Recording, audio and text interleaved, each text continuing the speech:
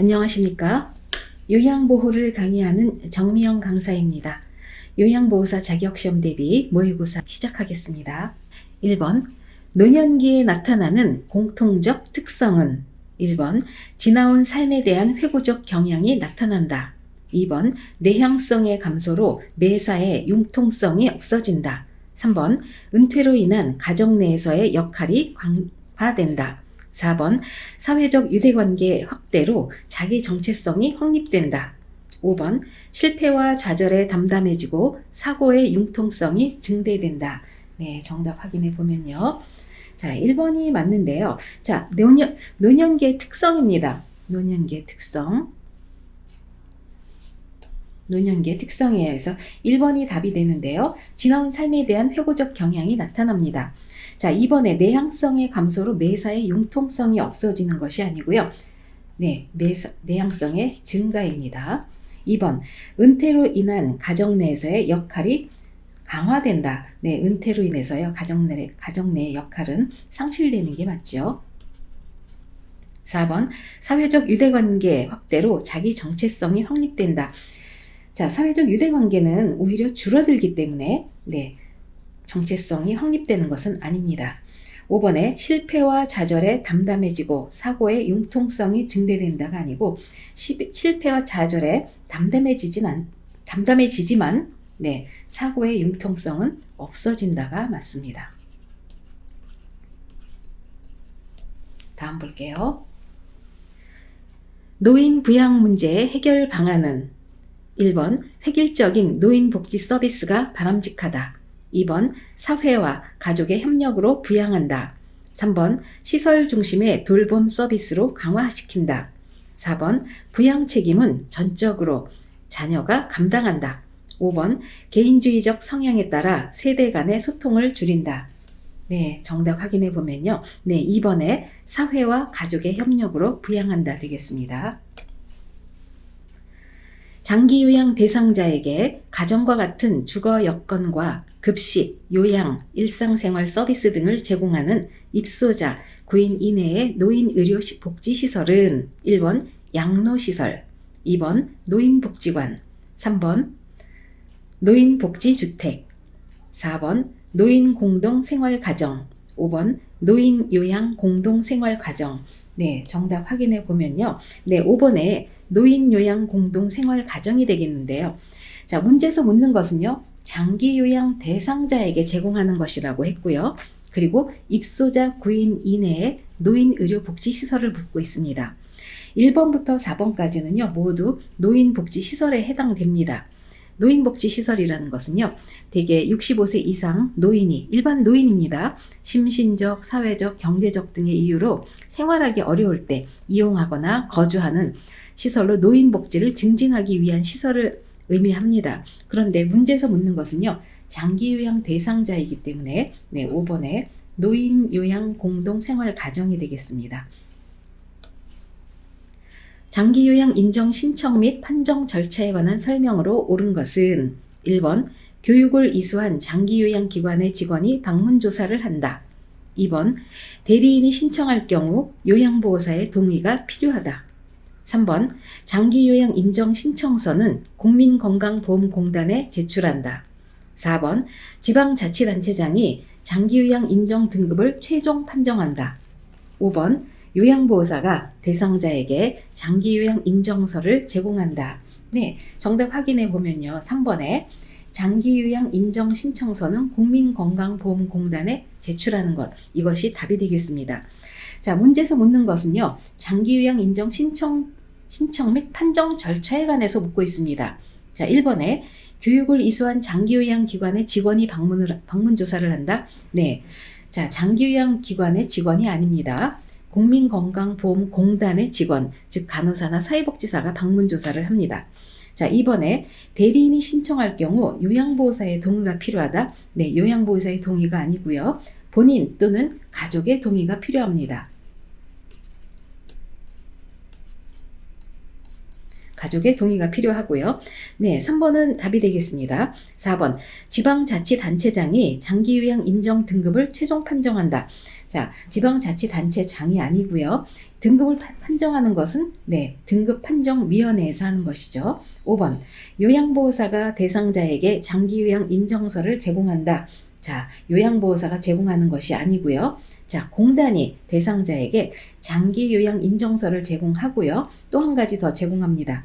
장기요양 이용계획서. 이 두 가지를 제공하게 되어 있는 거죠.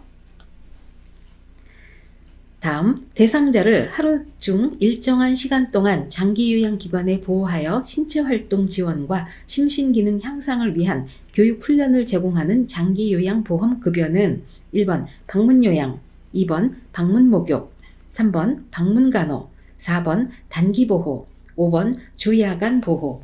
네, 정답 확인해 보면은 5번 주야간보호가 되겠는데요. 자, 문제를 한번 살펴보십시오. 대상자를 하루 중 일정한 시간 동안, 하루 중 일정한 시간 동안, 그러면은 우리 쉽게 알고 있는 데이케어 센터를 말하는 것이라고 우리가 짐작할 수가 있습니다. 그래서 이 제공하는 장기요양보험 급여를 묻습니다. 자, 그러면은 일정한 시간 동안 보호하는 것은 5번이 되겠죠. 1번에 방문요양을 살펴보면요. 이것은 장기요양 요원이 수급자의 가정을 방문해서 신체활동 및 가사활동 지원 서비스를 해주는 것을 말합니다. 자, 방문 목욕은요. 역시 목욕 설비를 갖춘, 여기 오타가 났네요. 목욕 설비를 갖춘 장비를 이용해서 가정을 방문해서 목욕을 제공해 주는 것입니다. 자, 3번의 방문간호는요. 간호사 등이 수급자 가정을 방문해서요. 간호 또는 진료의 보조, 요양에 관한 상담을 제공해 주는 것을 말합니다. 단기보호는요. 수급자를 일정 기간 동안 하루 중에 몇 시간이 아니라요. 일정 기간, 예를 들면 뭐 3일, 4일 이런 식으로요. 장기요양 기관에 보호해서 그 신체활동 지원을 제공해 주는 것을 말하죠. 자, 문제에서 묻는 것은 하루 중 일정 시간이기 때문에 5번의 주야간보호가 되겠습니다. 노인 장기요양보험 표준 서비스 중 신체활동 지원에 해당하는 것은 1번 물리치료, 2번 세탁물 관리, 3번 옷 갈아입기 도움, 4번 외출 시 동행, 5번 일상생활 동작 훈련. 정답 확인해 보면요. 옷 갈아입기 도움이 되겠는데요. 자, 노인 장기요양 표준 서비스는 시험에 한 문제 중 잘 나오는 분야입니다. 이 중에서 묻는 것은요. 신체활동 지원. 자, 오른쪽에 제가 표를 가지고 와봤는데요. 우리 요양보호사에게 해당되는 것 위주로 알아두시는 게 좋습니다. 첫 번째, 신체활동 지원. 세면을 돕는다든지, 구강 청결을 해준다든지, 식사를 돕는다든지, 몸단장. 이렇게 몸과 신체와 관련된 내용은 모두 해당이 됩니다.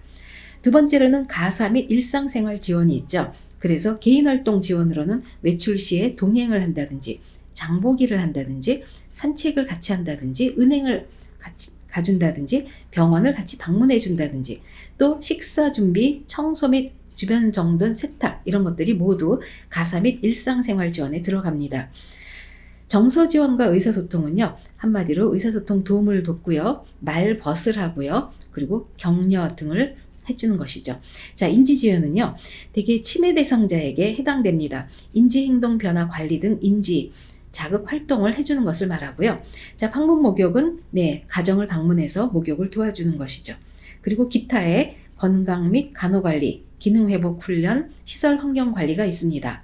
그래서 문제에서 묻는 것은요. 신체활동 지원이기 때문에 3번의 옷 갈아입기 도움이 되겠습니다.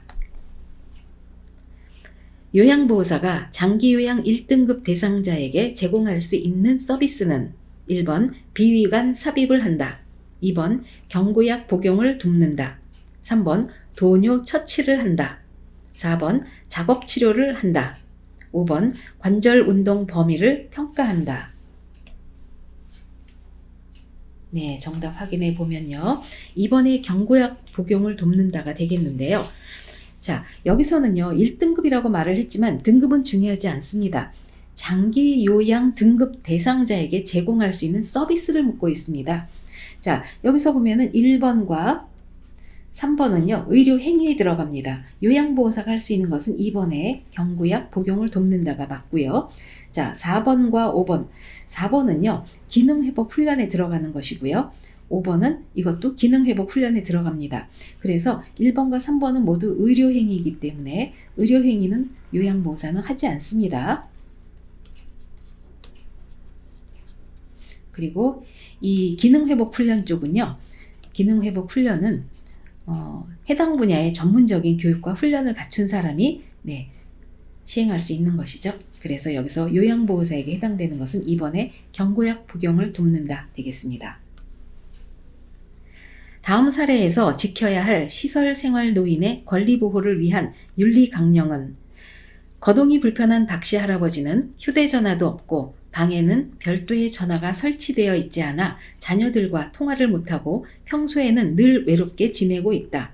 1번 존엄한 존재로 대우받을 권리, 2번 질 높은 서비스를 받을 권리, 3번 사생활과 비밀 보장에 대한 권리, 4번 안락하고 안전한 생활 환경을 제공받을 권리, 5번 개인적 견해를 표현하고 해결을 요구할 권리. 정답 확인해 보면요.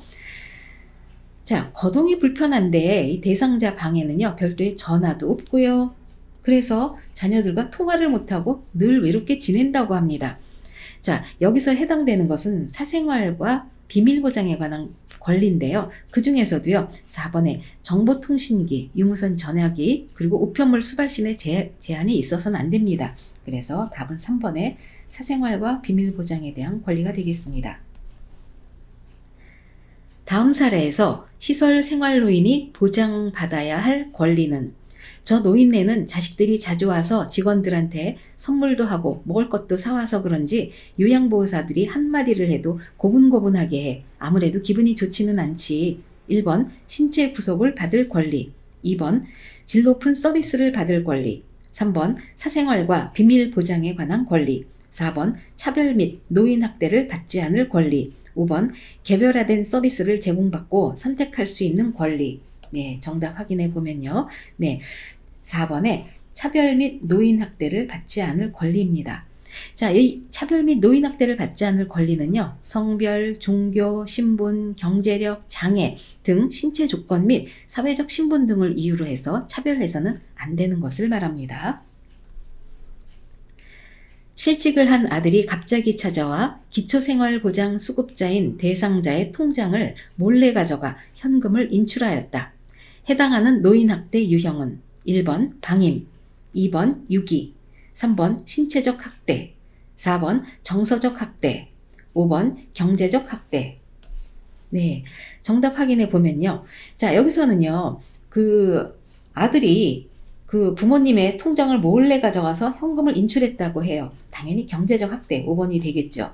자, 학대의 유형은요. 꼭 한 문제가 나옵니다. 그래서 한번 오른쪽에 정리를 해봤는데요. 자, 첫 번째 신체적 학대는요. 노인에게 신체적 손상, 고통, 장애 등을 유발하는 행위를 말하죠. 자, 두 번째 정서적 학대는요. 언어나 비언어적 행위로 정서적으로 고통을 주는 것을 말합니다. 자, 세 번째 성적 학대는요. 노인의 의사에 반해서 강제적으로 행하는 모든 성적 행위를 말합니다. 그리고 경제적 학대를 보면요. 이 답인데요. 동의 없이 대상자의 자산을 동의 없이 사용한다든지 부당하게 착취하여 이용하는 것, 이런 것들이 모두 해당이 됩니다. 자, 다섯 번째 방임은요. 부양 의무자로서의 책임이나 의무 등을 포기하거나 그리고 적절하게 제공하지 않는 것, 이런 것이 방임이 되겠습니다. 자, 자기 방임은요. 노인 스스로 모든 것을 거절하는 상황이 되는 거죠. 자, 그리고 유기는요. 스스로 독립할 수 없는 노인을 격리하거나 방치하는 행위에 해당됩니다. 그래서 노인학대는요. 꼭 한 문제가 나오니까 잘 정리하시고 시험에 임하시기를 바랍니다. 장기요양 서비스의 질을 높이기 위해 설치된 장기요양 요원 지원 센터의 역할은 1번 장기요양 인정 신청, 2번 장기요양 서비스 모니터링, 3번 장기요양 요원 권리 침해 상담, 4번 장기요양 서비스 비용 지급, 5번 장기요양 서비스 제공 계획 수립. 정답 확인해 보면요. 3번에 장기요양 요원 권리 침해 상담이 되겠습니다.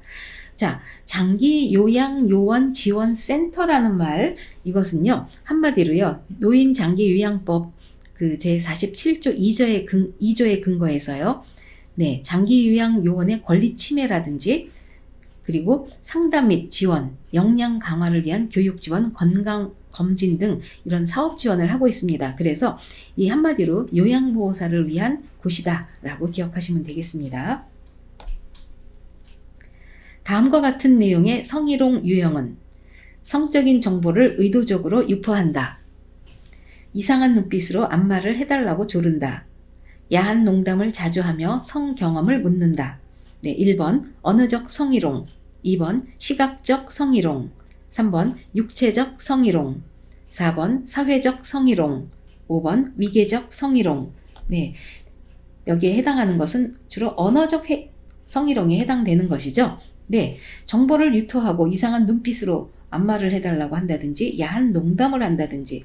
자, 성희롱의 구분과 행위를 제가 가지고 와봤는데요. 자, 언어적 행위는요. 음란한 농담이라든지 상스러운 이야기라든지 또는 외모에 대한 성적 비유나 평가를 한다든지 또는 성적 사실관계를 묻거나 성적인 정보를 의도적으로 유포하는 행위, 또 음란한 내용의 전화 통화도 해당이 됩니다. 자, 두 번째로 육체적 행위는요. 입맞춤을 한다든지 포옹한다든지 뒤에서 껴안기 등 신체 접촉을 하는 경우를 말합니다. 또는 안마나 애무를 해달라고 네, 이렇게 하는 경우도 해당이 되고요. 자, 세 번째 시각적 행위는요. 네, 음란한 사진이나 낙서, 음란 출판물 이런 것들을 보여주는 것을 말합니다. 그래서 자, 우리 보기에 나온 내용들은요. 모두 언어적 성희롱에 해당됩니다. 요양보호사가 지켜야 할 직업윤리 원칙으로 옳은 것은 1번 상황에 따라 서비스 비용을 청구한다. 2번 학대와 관련된 사적인 일에는 관여하지 않는다. 3번 장기요양 1등급 대상자는 서비스 대상에서 제외한다. 4번 대상자의 복지용구를 저렴한 비용으로 구입해준다. 5번 자신의 업무 활동을 점검하고 지도받은 내용을 보관한다. 네, 정답 확인해 보면요. 5번이 되겠는데요. 자, 문제 키워드는요. 직업윤리 원칙 되겠습니다. 그래서 맞는 것은 5번에 자신의 업무 활동을 점검하고 네, 지도받은 내용을 보관하는 것. 네, 이것이 맞습니다. 요양보호사가 지켜야 하는 직업윤리 원칙을 준수한 경우는 1번 서비스 제공 기록지는 업무 수행 직후 기록하였다. 2번 서비스 시간 변경은 요양보호사가 임의로 정하였다. 3번 효율적인 서비스를 위해 보호자와 친분 관계를 유지하였다. 4번 추가 서비스 제공 여부는 대상자와 의논하여 제공하였다. 5번 감사의 표시로 주는 물건을 받고 서비스에 최선을 다하였다. 네, 정답 확인해 보면요. 1번이 되겠는데요. 자, 문제에서 묻는 것은 직업윤리 원칙을 준수한 경우입니다. 1번 볼게요. 서비스 제공 기록지는 업무 수행 직후 기록하였다. 맞습니다. 그래서 이것은 정답이 되겠고요. 자, 2번 볼게요.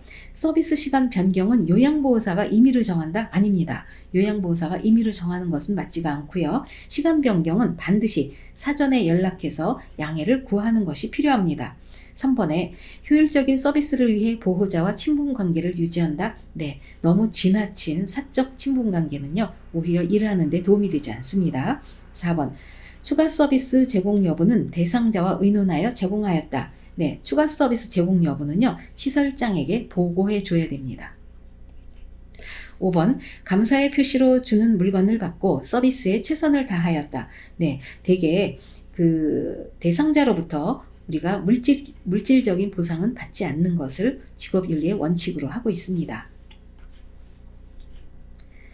15번 호흡기 감염병 예방을 위해 대상자가 하루 종일 사용한 일회용 마스크를 재사용해 달라고 보호자가 요구할 때 대처 방법은 1번 시설장과 상의해 보겠다고 말한다. 2번 소독제로 소독하여 말린 후 재사용한다. 3번 마스크 안에 휴지를 넣어 착용하게 한다. 4번 마스크의 효과가 떨어질 수 있다고 말한다. 5번 재사용은 위생상 좋지 않으므로 마스크를 씌우지 않는다. 네, 여기서 맞는 것은 4번이 되겠죠. 네, 자, 일회용 말 그대로 여기선 일회용이에요. 일회용 마스크인데 한 번 쓰는 것인데 재사용해달라고 하는 것은 맞지가 않습니다. 그래서 4번에 마스크의 효과가 떨어질 수 있다고 설명해 주는 것이 맞습니다. 대상자의 체위를 변경하다가 손목을 삐어 통증이 있을 때 초기 관리 방법으로 옳은 것은 1번 손목을 강하게 털어준다. 2번 손목을 심장보다 낮게 한다. 3번 손목 부위에 압박 붕대를 감아준다. 4번 손상 직후 손목 부위에 온찜질을 한다. 5번 손목을 굽혔다 폈다 하면서 스트레칭한다.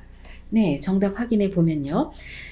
자, 손목을 삐었습니다. 삐었는데 문제에서 묻는 것은 초기 관리 방법을 묻고 있습니다. 대개 근골격계 질환의 치료에 있어서 초기 치료는요, 대개 손상 후에 24시간에서 72시간 내에 치료를 말합니다. 제일 먼저 할 것은요, 일단 휴식, 쓰지 말아야 돼요. 손상 부위를 무리가 가지 않게 쉬게 해주고요. 자, 두 번째로는 냉찜질을 해줍니다. 이것은요, 손상과 부종을 감소합니다. 그런데 냉찜질을 너무 오래 두고 있으면 안 되고요.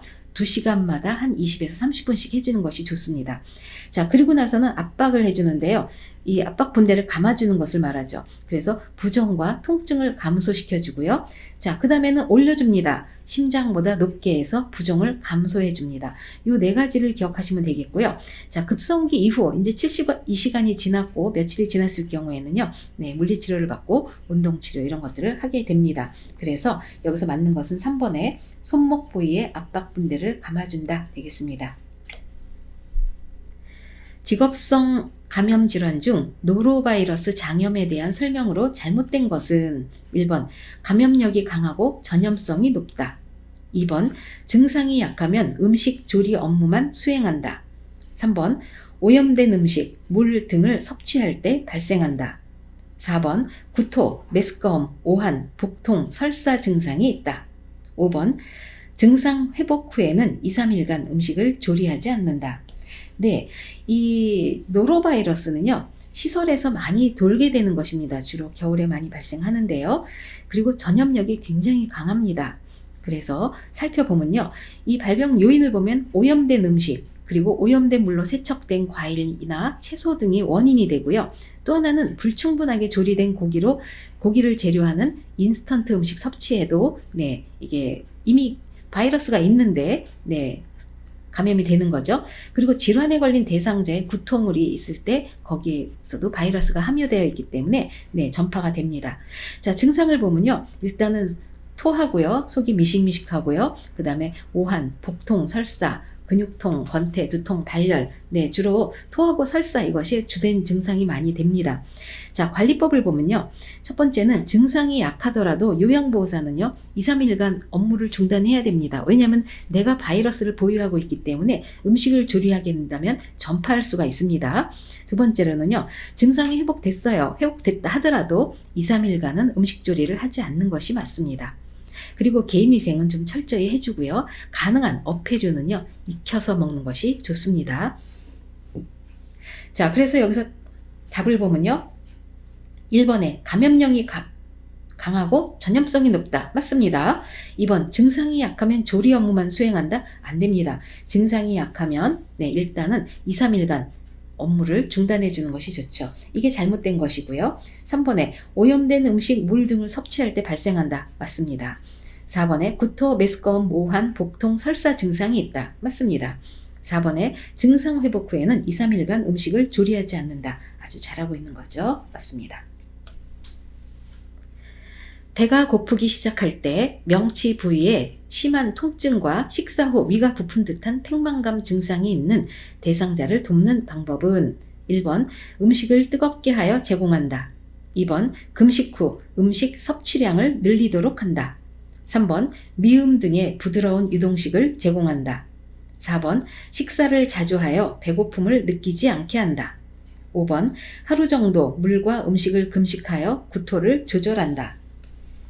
정답 확인해 보면요, 3번이 되겠는데요. 자, 문제를 봅시다. 배가 고프기 시작할 때 명치 부위에 심한 통증, 이거는요 위염을 말합니다. 그러면 위궤양하고는 위염하고 어떤 차이가 있느냐? 자, 위염은요 위 점막에만 염증이 생긴 경우를 말하고요, 위궤양은 이 점막뿐이 아니라 근육층까지 손상돼서 염증이 심한 경우를 말합니다. 또 하나는 통증도 위치가 다르죠. 명치가 아픈 것은 위염인데요, 그리고 식사 후에 한 2~3시간 지나서 아픕니다. 그런데 위궤양은요, 자다가 새벽 2시경에 상복부 전체가 아픈 것을 말합니다. 그래서 위염하고 위궤양은 구분이 좀 되는데요. 자, 위염의 치료 및 예방을 봤을 때는요, 처음에는요, 구토가 많이 심하기 때문에 금식을 좀 해줍니다. 그렇지만 금식한다고 해서 물도 안 마시면 안 돼요. 그래서 물은 마셔줘야 되고요. 그리고 금식 후 다음에는요, 미음으로 시작해서 부드러운 음식을 섭취해 주는 것이 좋습니다. 그리고 처방에 따라서 제산제나 진정제, 약물을 복용하고요. 자, 이 위염이 있을 때는요, 과음하면 안 되고요. 과식도 피해줘야 되고요. 너무 뜨겁거나 찬 음식도 피합니다. 그리고 자극적인 음식도 피하는 것이 좋고요. 규칙적으로 식사하는 것이 좋습니다. 자, 여기서 자극적인 음식은 어떤 걸까요? 네, 맵고 짠 음식을 말하죠. 자, 그래서 여기서 맞는 것은요, 자, 음식 뜨겁게 제공하면 안 되죠. 너무 뜨겁거나 찬 음식 좋지 않다고 했고요. 이번에 금식 후 음식 섭취량을 늘리도록 한다? 섭취량을 늘리는 것이 아닙니다. 음식의 질을 달리 해줘야 돼요. 미음으로 시작해서요, 묽은 죽, 그 다음에 된죽, 이런 식으로 올라가는 것이 좋습니다. 자, 3번에 미음 등의 부드러운 유동식을 제공한다. 맞죠? 네, 처음에 금식하고 나서 유동식으로 시작합니다. 3번 답이고요. 4번 식사를 자주 하여 배고픔을 느끼지 않게 한다. 식사 자주 하는 거 좋지 않아요. 과식 피하는 것이 좋고요. 5번에 하루 정도 물과 음식을 금식하여 구토를 조절한다. 네, 물과 음식. 자, 여기서는요, 음식을 금식하는 건 맞지만 물은 마셔줘야 됩니다. 그래서 5번도 틀렸습니다. 잦은 설사를 하는 대상자를 돕는 방법은 1번 수분 섭취를 제한하여 장 운동을 억제시킨다. 2번 섬유소가 많은 음식을 섭취하게 한다. 3번 우유 섭취량을 늘려 장 운동을 증가시킨다. 4번 몸을 따뜻하게 하고 심신을 안정시킨다. 5번 설사를 할 때마다 지사제를 복용하게 한다. 네, 정답 확인해 보면요, 4번이 되겠는데요. 자, 설사를 하고 있는 대상자를 돕는 방법입니다. 자, 처음에는 첫 번째는 약물 복용 필요하죠. 처방이 있으면 약물 복용합니다. 그리고 몸을 따뜻하게 해주는 것이 좋고요. 자, 탈수가 가장 우려가 되기 때문에 물은 충분히 마셔서 탈수를 예방해 줘야 됩니다. 그리고 음식 피할 것이 있는데요. 장 운동을 증가시키는 음식, 예를 들면 매운 후추나 카페인이 든 음료수, 네, 커피, 녹차, 홍차 다 좋지 않고요. 술도 좋지 않고요. 우유도 좋지 않습니다. 그리고 고섬유소, 고지방식이, 네, 기름에 튀긴 거라든지 이런 음식 되게 설사를 다시 시작하게 합니다. 그리고 만약에 지사제를 드신다면 의사의 지시에 따라 복용하는 것이 좋습니다. 자, 그래서 여기서 맞는 것은 4번에 몸을 따뜻하게 하고 심신을 안정시킨다 되겠습니다. 다음 증상이 나타나는 호흡기계 질환은 호흡기 비말을 통해 사람에서 사람으로 전파, 인플루엔자 바이러스에 의한 급성 호흡기 질환, 38도씨 이상 갑작스러운 발열, 두통, 근육통, 전신 쇠약감. 1번 결핵, 2번 천식, 3번 독감, 4번 폐암, 5번 만성기관지염. 네, 정답 확인해 보면요. 자, 3번 독감이 되겠는데요. 이미 문제에서 인플루엔자란 말이 나와 있습니다. 독감이잖아요. 그렇죠? 자, 독감과 일반 감기가 구분되는 것은요, 독감은 해열제를 먹어도 열이 떨어지지 않습니다. 일반 감기는 해열제 먹으면 금세 좀 가라앉는데요. 그래서 독감에 걸렸을 경우에는 꼭 항바이러스제 치료를 하는 것 추천드립니다. 결핵의 예방과 치료 방법으로 옳은 것은 1번 접촉성 감염으로 손만 잘 씻으면 된다. 2번 스테로이드 약물 복용으로 예방할 수 있다. 3번 감염자와 접촉 시 즉시 격리 치료를 받는다. 4번 증상이 없으면 약 복용을 중단한다. 5번 주기적으로 간 기능 검사와 객담 검사를 받는다. 네, 정답 확인해 보면 5번이 되겠는데요. 자, 결핵에 관한 문제는요, 꼭 한 문제씩 나옵니다. 그래서 결핵에 대해서는 잘 알아두실 필요가 있는데요. 자, 1번. 이거는 접촉성 감염이 아닙니다. 호흡기계 감염입니다. 손만 잘 씻어도 되는 것 아니에요. 마스크 장갑 써야 됩니다. 자, 2번에 스테로이드 약물 복용으로 예방할 수 있다. 스테로이드 약물을 복용하면요, 오히려 걸리기 쉽습니다. 왜냐면요, 면역력이 떨어지기 때문에 그렇습니다. 3번에 감염자와 접촉 시 즉시 격리 치료를 받는다. 네, 접촉했다고 해서 즉시 격리 치료 받을 필요가 없습니다. 그리고 감염됐는지 안 됐는지도 확인을 먼저 해야 되기 때문에 바로 격리하지 않아요. 4번 증상이 없으면 약 복용을 중단한다? 안 됩니다. 자, 결핵치료의 약은요 6개월에서 1년가량 먹습니다. 그렇기 때문에 본인이 이 증상이 없다고 약을 함부로 중단하면요 다시 병이 발현을 합니다. 그래서 꼭 약은 이 기간을 지켜서 의사가 그만 드시라고 할 때까지 드시는 것이 중요합니다. 5번에 주기적으로 간 기능 검사와 객담 검사를 받는다. 맞죠? 네. 5번이 답이 되겠습니다. 노화에 따른 심혈관계 변화로 옳은 것은 1번 최대 심박출량 감소, 2번 심장의 탄력성 증가, 3번 심장 근육 두께 감소, 4번 정맥의 순환 능력 증가, 5번 심장으로의 혈액순환 증가. 네, 정답 확인해 보면요. 자, 심혈관계의 변화가 문제의 키워드입니다. 자, 오른쪽에 심장의 구조 그림을 좀 가지고 와봤는데요. 자, 우리 이쪽에 보이는 것이 좌심방 되겠습니다. 그 밑에 있는 것이 좌심실이고요. 자, 반대편에 있는 것은 오심방, 의심실이 되겠습니다. 우리가 주목하는 것은요, 이 심장 근육입니다. 이 심장 근육은요, 나이가 들면서 두꺼워집니다. 자, 여기가 두꺼워진다고 해서 일을 더 잘할까요? 하면은 생각해보면 효율성이 떨어지기 때문에 아무래도 심장의 수축력은 떨어지게 됩니다. 자, 1번부터 볼게요.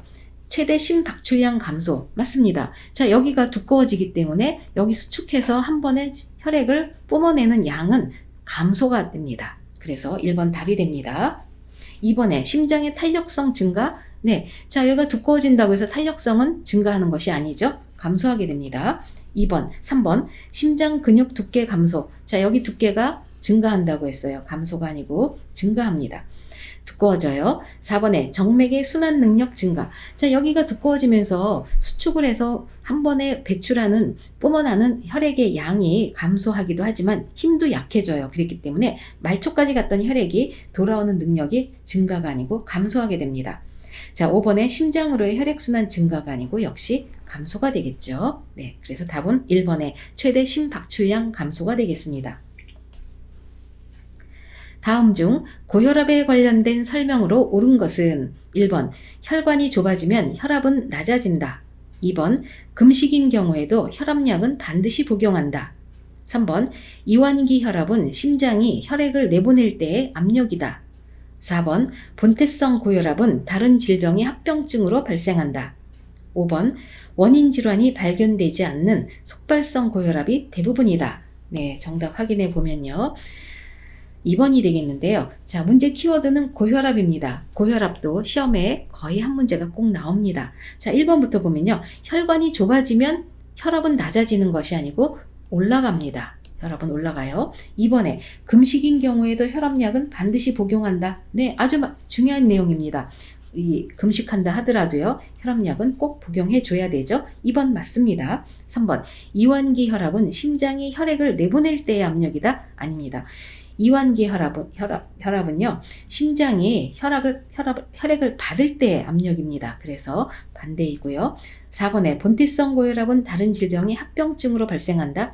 네, 다른 질환의 합병증으로 발생하는 것은요, 속발성 고혈압이 되겠습니다. 밑에 있는 말이고요. 자, 5번에 원인 질환이 발견되지 않은 속발성 고혈압이 대부분이다. 네, 속발성 고혈압은요, 2차성 고혈압이라고 해서 위에 거를 설명하죠. 자, 여기에 해당되는 건 본태성 고혈압입니다. 본태성 고혈압은요, 90에서 95%를 차지하는데요. 원인이 굉장히 다양하기 때문에 어느 한 가지가 원인이라고 말할 수가 없습니다. 그래서 여기서 맞는 것은 금식인 경우에도 혈압약은 반드시 복용한다가 되겠습니다. 퇴행성 관절염에 대한 설명으로 옳은 것은 1번 활동 정도와 관계없이 통증이 일정하다. 2번 무릎 관절에 관절액이 많아지면 증상이 호전된다. 3번 계단 오르내리기는 관절에 도움이 되는 운동이다. 4번 통증이 악화되지 않는 범위 내에서 관절 운동을 한다. 5번 일반적으로 관절이 뻣뻣해지는 현상은 저녁에 나타난다.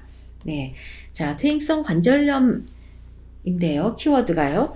자, 오른쪽에 제가 좀 그림과 설명을 가지고 와봤습니다.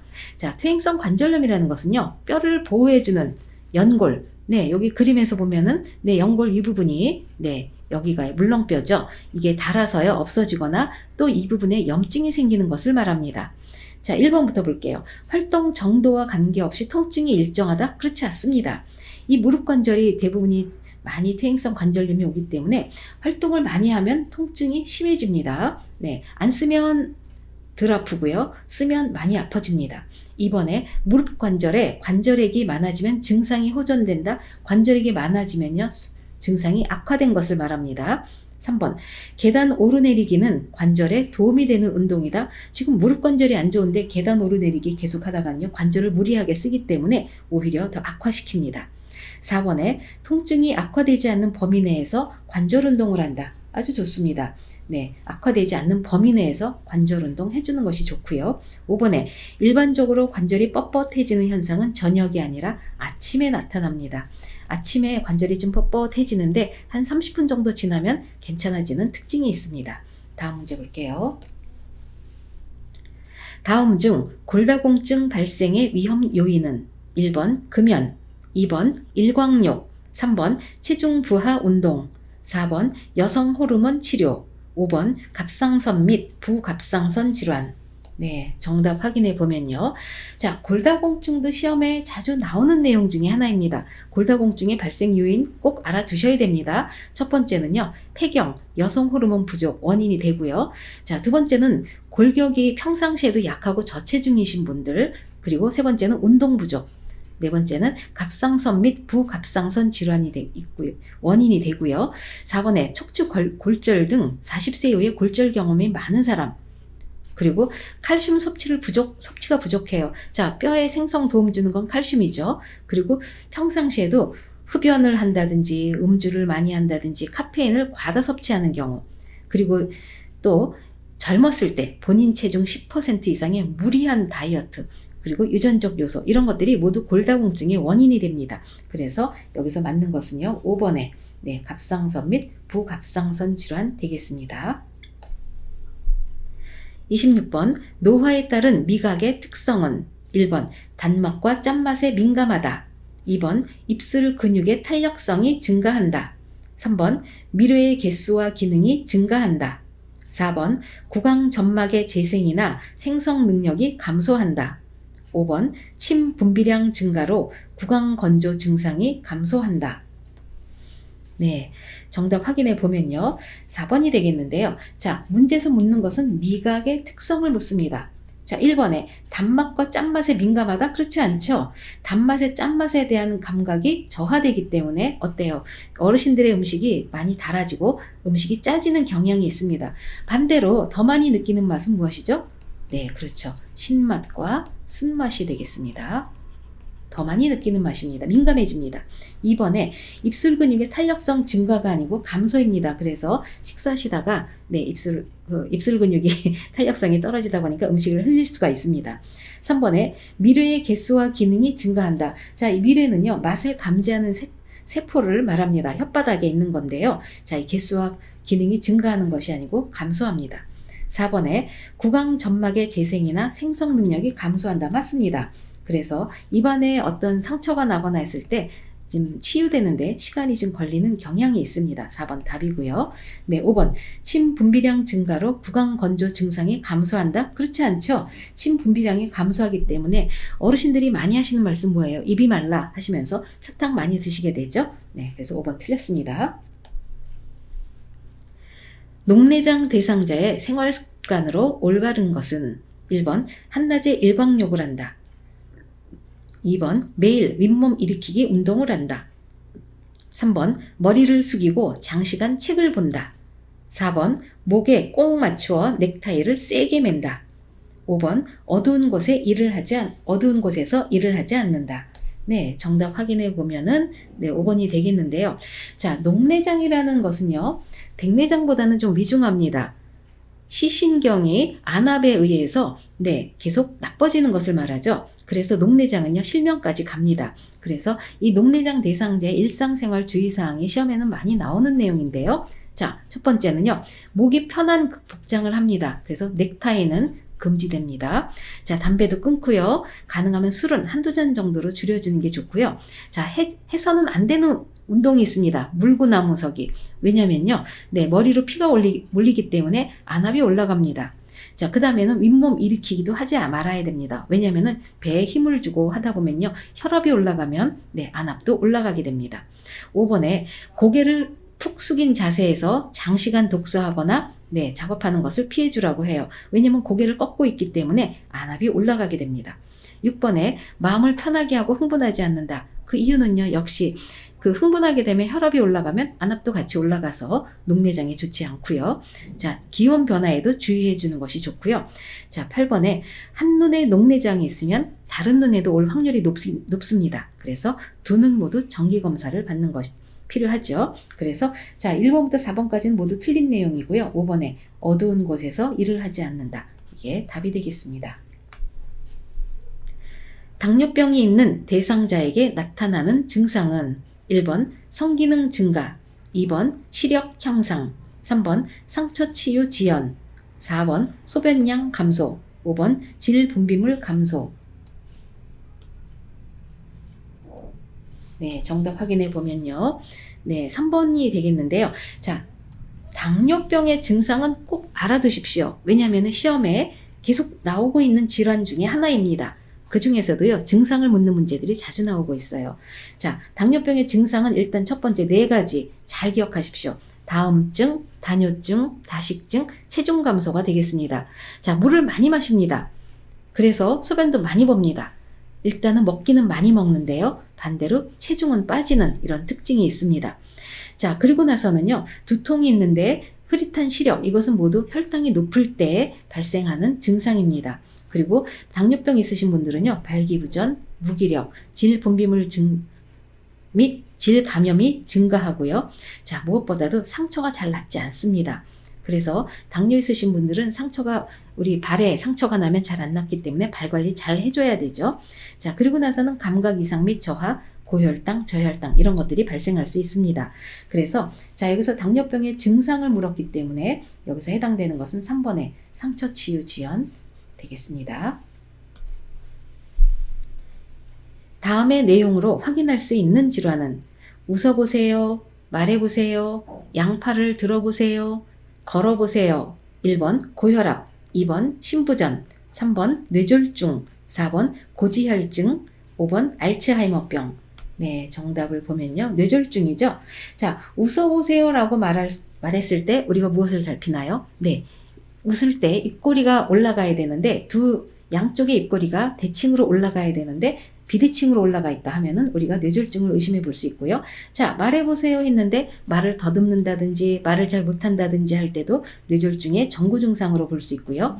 자, 양팔을 들어보세요 했는데 한쪽 팔만 들고 한쪽 팔은 못 올린다, 이런 경우도 역시 뇌졸중의 정구 증상으로 볼 수 있습니다. 그리고 걸어보세요 했는데 비틀거리고 잘 걷지 못하고 그렇게 된다 할 경우에는 뇌졸중의 그 정구 증상이기 때문에 이 뇌졸중의 정구 증상은 시험에 자주 나옵니다. 그래서 꼭 한번 살펴보시기를 추천드립니다. 노인 대상자의 약물 복용을 돕는 방법으로 옳은 것은 1번 변비약을 우유와 함께 복용한다. 2번 위장장애가 있을 때에는 약의 용량을 줄인다. 3번 약이 효과가 없을 때에는 복용을 중단한다. 4번 흡수를 돕기 위해 따뜻한 녹차와 함께 약을 복용한다. 5번 복용약이 있는 경우 건강기능식품 섭취는 의사와 상의한다. 정답 확인해 보면요, 5번이 맞는데요. 자, 노인 대상자의 약물 복용 방법 살펴보겠습니다. 1번에 변비약을 우유와 함께 복용한다. 우유가 물론 변비에 도움이 되지만요, 모든 약은요 물과 복용하는 것이 가장 좋습니다. 2번 위장장애가 있을 때는 약의 용량을 줄인다. 이 본인이 줄이는 것이 아니고요, 의사하고 상담을 해주시는 게 맞습니다. 약을 줄이는 것은 의사가 합니다. 3번 약의 효과가 없을 때에는 복용을 중단한다. 이것도 마찬가지예요. 의사하고 상담을 해주는 것이 좋습니다. 4번에 흡수를 돕기 위해 따뜻한 녹차와 함께 약을 복용한다. 자, 따뜻한 녹차가 약의 흡수를 돕지는 않습니다. 가장 좋은 것은 물입니다. 5번 복용약이 있는 경우 건강기능식품 섭취는 의사와 상의한다. 맞습니다. 아주 좋은 자세죠. 5번 답이 되겠습니다. 자, 이것은요 우리 정답을 바로 확인해 보겠습니다. 자, 1번에 상태 기록지 A에 나와 있는데요, B에서는 대상자 방문 시 각종 상담 내용이라고 써 있는데, 자, 여기에 해당되는 것은 방문일지가 되겠습니다. 그래서 이게 틀렸고요. 맞지 않고요. 자, 2번에 사고보고서, 섭취배설 목욕 등, 이것은요, 이것도 역시 상태 기록지에 해당됩니다. 그래서 2번도 틀렸고요. 3번에 인수인계서, 서비스 제공 내용 및 시간. 자, 여기에 해당되는 것은요, 장기요양급여 제공 기록지에 해당됩니다. 자, 4번에 장기요양급여 제공 계획서, 서비스 목표, 내용, 횟수 등. 자, 이것은 맞습니다. 잘 연결이 됐어요. 네, 답이 되겠고요. 5번, 장기요양급여 제공 기록지. 그랬는데, 사례회의 검토 내용 및 결과. 자, 이거는 사례회의록에 해당되는 것이죠. 네, 그래서 여기서 맞는 것은 4번입니다. 장기요양급여 제공 계획서 되겠습니다. 지금껏 내가 얼마나 열심히 살았는데, 왜 하필이면 나한테 이런 일이 생기는 거야? 라는 반응을 보이는 임종 적응 단계는 1번 우울, 2번 부정, 3번 수용, 4번 타협, 5번 분노. 자, 정답 확인해 보면요.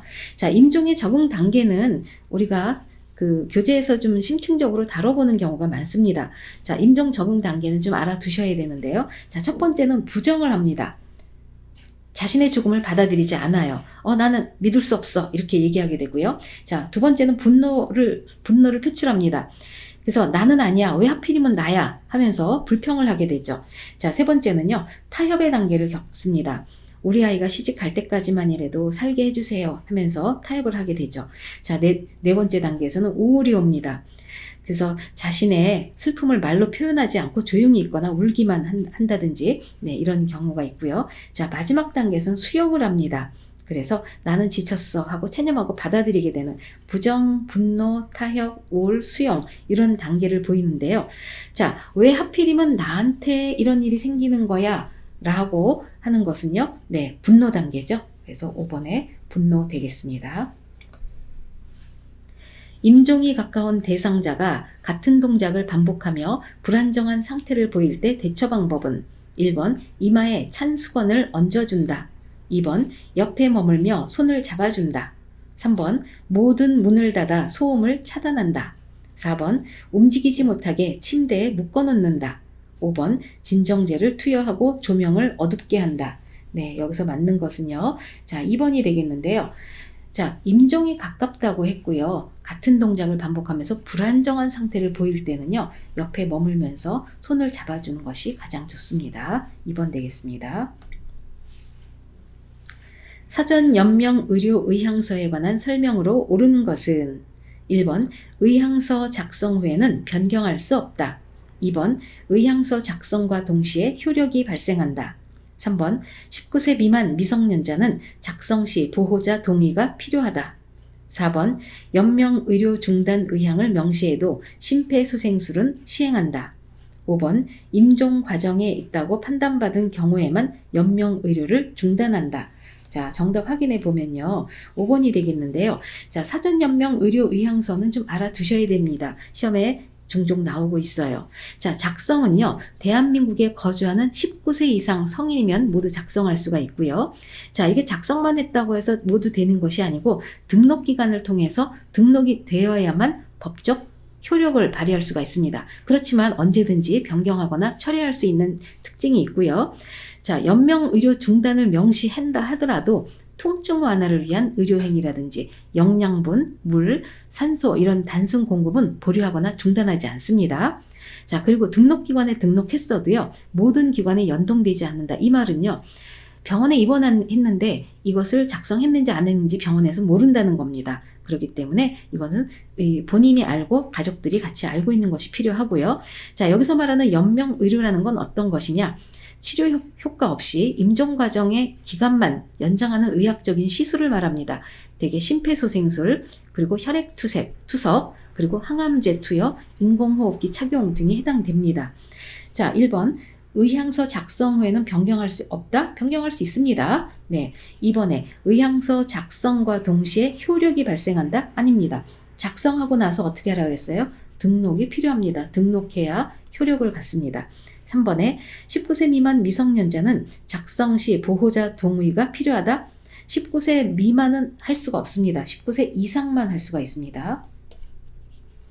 4번에 연명의료 중단 의향을 명시해도 심폐소생술은 시행한다? 아니죠. 심폐소생술 하지 않습니다. 5번에 임종 과정이 있다고 판단받은 경우에만 연명의료를 중단한다.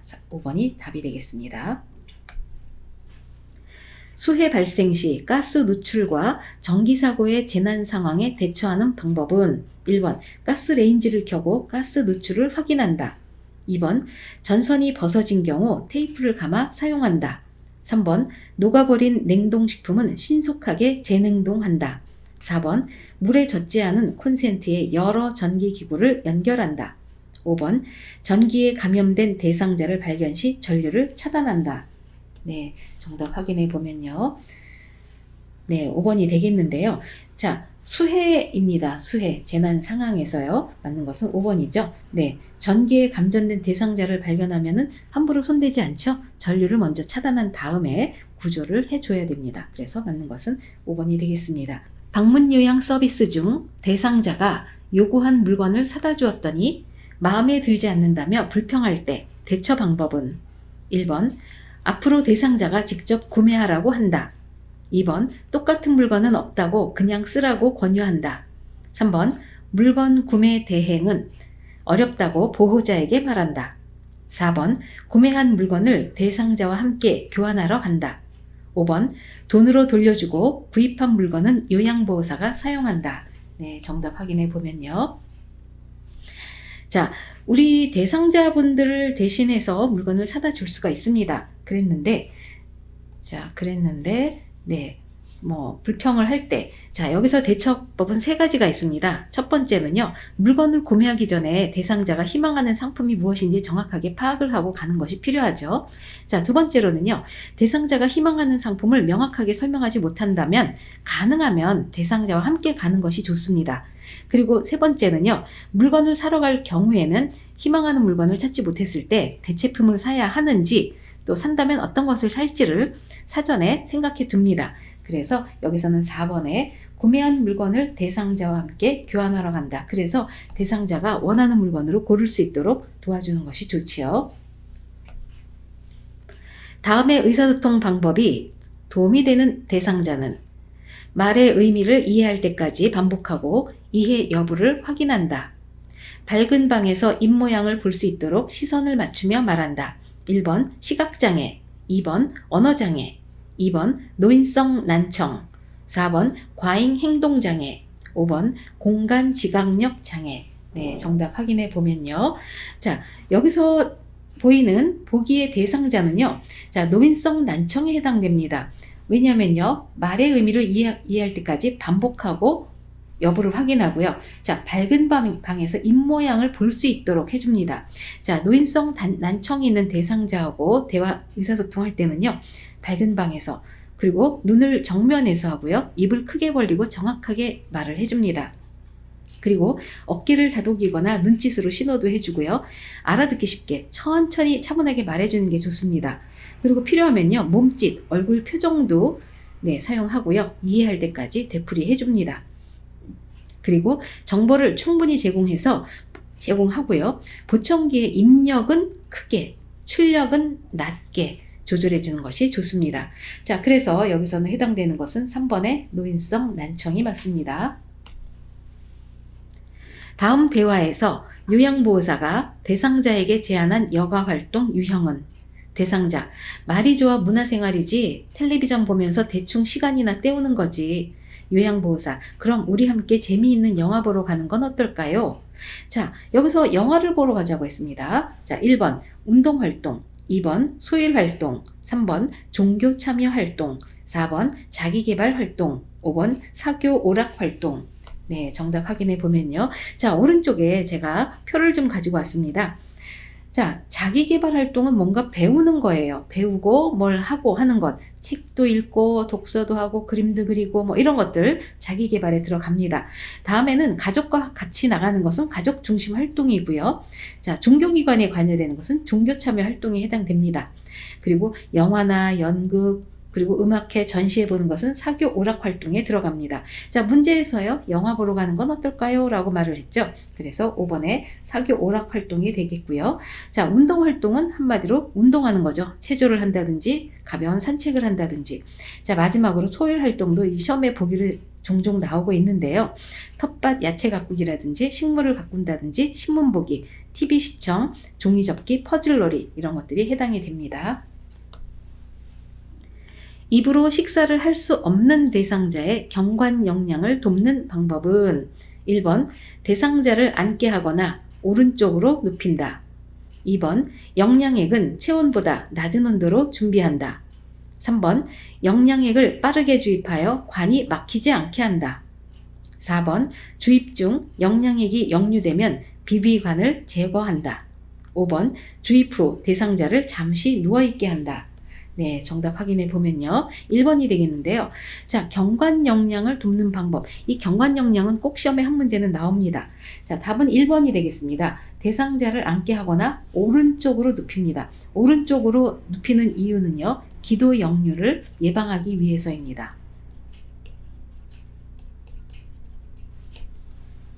자, 2번에 체온보다 낮은 온도는 안 되죠? 네, 체온 정도가 좋습니다. 3번에 역량액 빠르게 주입하여 관이 막히지 않게 한다. 너무 빠르게 주입하면요. 설사를 유발할 수가 있습니다. 그래서 네, 조심해야 되고요. 4번에 주입 중 역량액이 역류되면 비위관을 제거한다. 자, 역류되면요. 제일 먼저 하는 것은 이 잠급니다. 속도 조절기를 잠그고 보고합니다. 그 다음 5번에 주입 후 대상자를 잠시 누워있게 하나요? 그렇지 않죠? 30분간 앉아있게 합니다.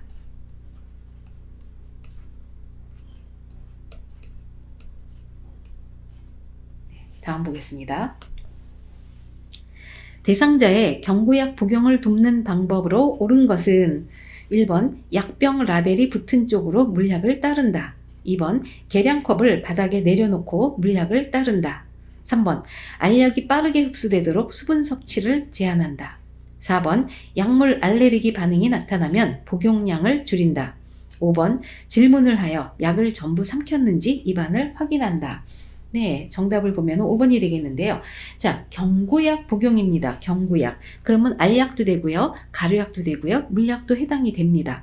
자, 1번 볼게요. 약병 라벨이 붙은 쪽으로 물약을 따른다. 라벨이 붙은 쪽으로 따르면요. 이 라벨에 물약이 닿아서 라벨에 있는 이름이라든지 유통기한이라든지 용량이라든지 이런 것들이 다 지워지기 때문에 이렇게 하지 않죠. 네, 라벨 쪽으로 손으로 잡고 반대편으로 따르는 것이 맞습니다. 2번에 계량컵을 바닥에 내려놓고 물약을 따른다. 자, 계량컵은 바닥에 내려놓는 것이 아니고 어떻게 해요? 눈높이로 들어야 정확한 양을 따라서 복용할 수 있습니다. 3번 알약이 빠르게 흡수되도록 수분 섭취를 제한한다. 그렇지 않죠? 수분 섭취 충분히 해주는 것이 좋습니다. 그래야 약이 빠르게 흡수되고요. 4번에 약물 알레르기 반응이 나타나면 복용량을 줄인다? 아닙니다. 보고합니다. 5번에 질문을 하여 약을 전부 삼켰는지 입안을 확인한다. 맞죠? 네, 5번 답이 되겠습니다. 귀약을 투여한 직후 대상자에게 오심과 구토 증상이 나타날 수 있는 경우는 1번 앉아서 귀약을 투여한 경우, 2번 너무 차가운 귀약을 투여한 경우, 3번 귀약 투여 전에 귀지를 제거한 경우, 4번 귓바퀴를 후하방으로 잡아당겨 투여한 경우, 5번 귀 안의 측면을 따라 약이 흘러들어가게 점적한 경우. 자, 여기서 문제에서 키워드는요. 귀약을 투여했는데 오심과 구토 증상이 나타난다 하는 것은요.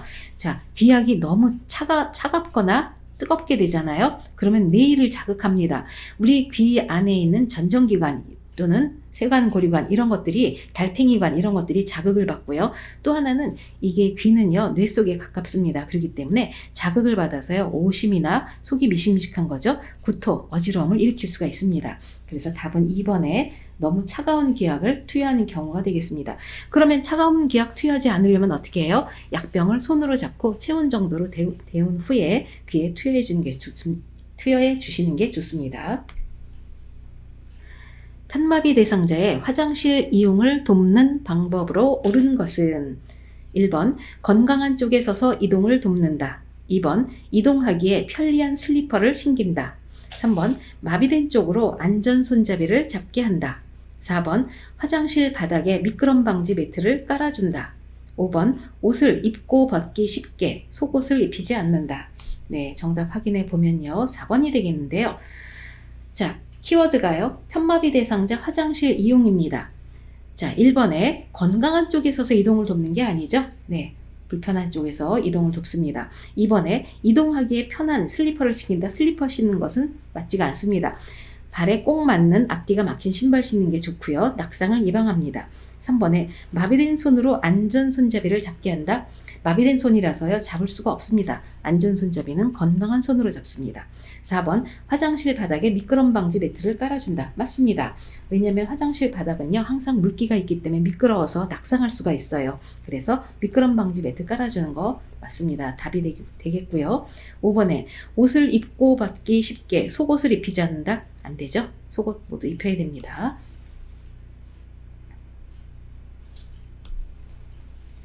침상에서 배변하는 대상자를 돕는 방법은 1번 간이변기 바닥에 화장지를 깐다. 2번 바지를 내린 후 무릎 덮개로 덮는다. 3번 무릎 아래에 방수포를 깐다. 4번 배변이 끝나면 침대 머리를 높인다. 5번 스크린을 제거한 후 옷을 입힌다. 네, 정답 확인해 보면요. 1번이 되겠는데요. 자, 키워드는 침상 배변입니다. 침상 배변. 자, 1번부터 볼게요. 1번에 간이변기 바닥에 화장지를 깐다. 간이변기 안에요. 바닥에 화장지를 깔아줍니다. 네, 맞습니다. 그래서 배설 시에 소리가 나는 것에 대한 부담을 감소시켜서요. 심리적으로 안정된 상태에서 용변을 보도록 돕는 방법입니다. 1번 답이고요. 자, 2번에 바지를 내린 후 무릎 덮개를 덮는다. 이거 순서가 바뀌었죠? 네.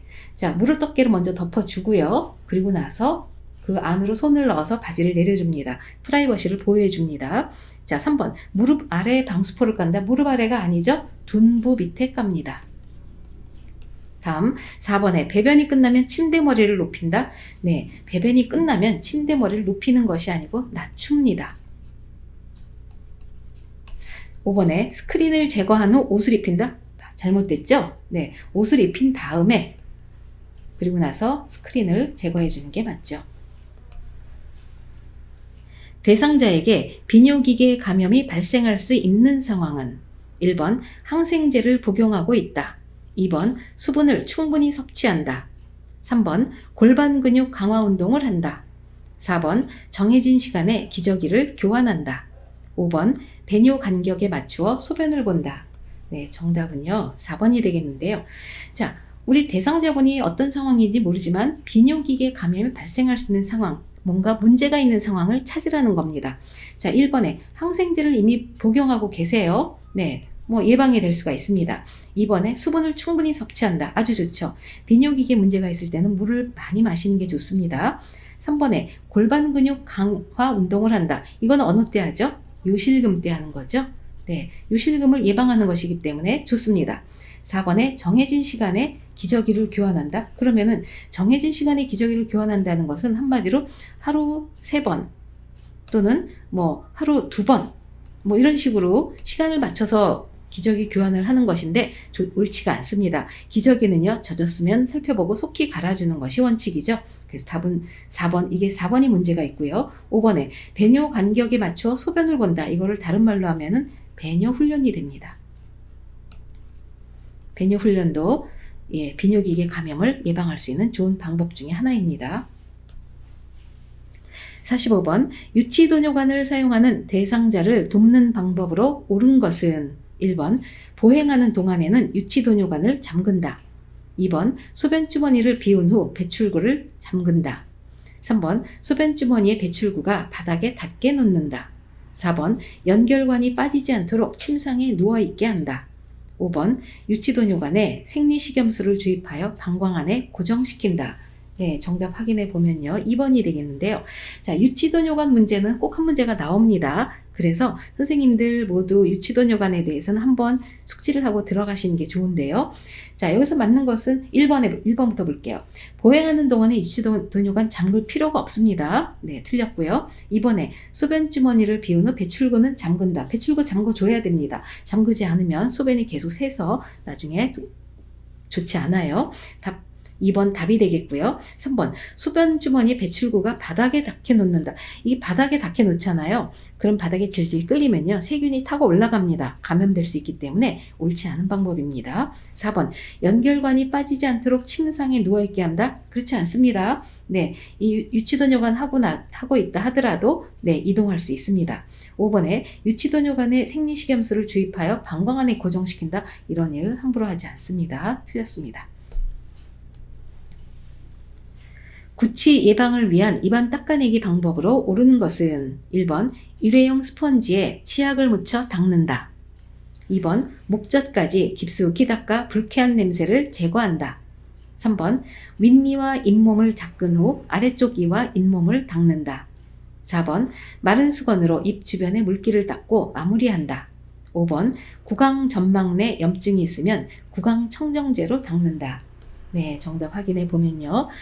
네, 3번이 되겠는데요. 자, 여기서 문제 키워드는요, 입안 닦아내기 방법입니다. 자, 입안 닦아내기는 어떤 사람이 하느냐? 의식이 없거나 또는 치아가 없거나 그리고 연화장애가 심한 경우에 네, 입안 닦아내기 방법을 합니다. 자세는요, 앉은 자세나 옆으로 누운 자세가 좋고요. 가능하면 상체를 높인 자세가 좋습니다. 그래서 물이 목 뒤로 넘어가지 않도록 해주는 게 좋고요. 방법은요, 꺼즈를 감은 서랍자 그리고 또는 일회용 스펀지를 브러쉬에 물을 적셔서 닦아줍니다. 자, 이거는 순서가 있습니다. 처음에는요, 윗니와 잇몸을 닦습니다. 자, 그리고 면을 바꿔요. 면을 바꿔서 아래쪽 이와 잇몸을 닦고요. 그 다음에는 입천장, 혀, 볼 안쪽 순서로 닦아줍니다. 자, 그리고 나서는 수건으로 입 주변에 물기를 닦고 입술 보호제를 발라줘서 마무리를 하죠. 자, 1번부터 보겠습니다. 일회용 스펀지에 치약을 묻혀 닦는다? 치약 아닙니다. 물입니다. 물만 묻혀서 닦아줍니다. 2번에 목젖까지 깊숙이 닦아 불쾌한 냄새를 제거한다. 자, 목젖까지 닦으면 어떤 현상이 일어나죠? 웩 하면서 구토 반응이 일어나죠. 네, 그래서 좋지 않습니다. 3번 윗니와 잇몸을 닦은 후 아래쪽 이와 잇몸을 닦는다. 순서 맞죠? 네, 3번 답이 됩니다. 4번에 마른 수건으로 입 주변에 물기를 닦고 마무리한다. 자, 마른 수건으로 입 주변에 물기를 닦아주는 건 좋은데요. 네, 입술 보호제까지 발라주는 게 더 좋죠. 5번 구강 점막 내 염증이 있으면 구강 청정제로 닦는다. 아닙니다. 구강 청정제 쓰지 않고요. 바로 보고해 주는 것이 순서입니다. 드라이 샴푸를 이용하여 머리 감기는 방법으로 옳은 것은 1번 샴푸를 두피에 발라 흡수시킨 뒤 말린다. 2번 샴푸를 머리에 바르고 수건으로 덮어둔다. 3번 물과 샴푸를 1:1로 섞어서 머리카락에 충분히 바른다. 4번 거품에 머리때와 기름기가 묻어나오면 물로 헹군다. 5번 머리카락이 적셔지도록 발라 거품을 낸 후 마른 수건으로 닦아낸다. 네, 정답 확인해 보면요.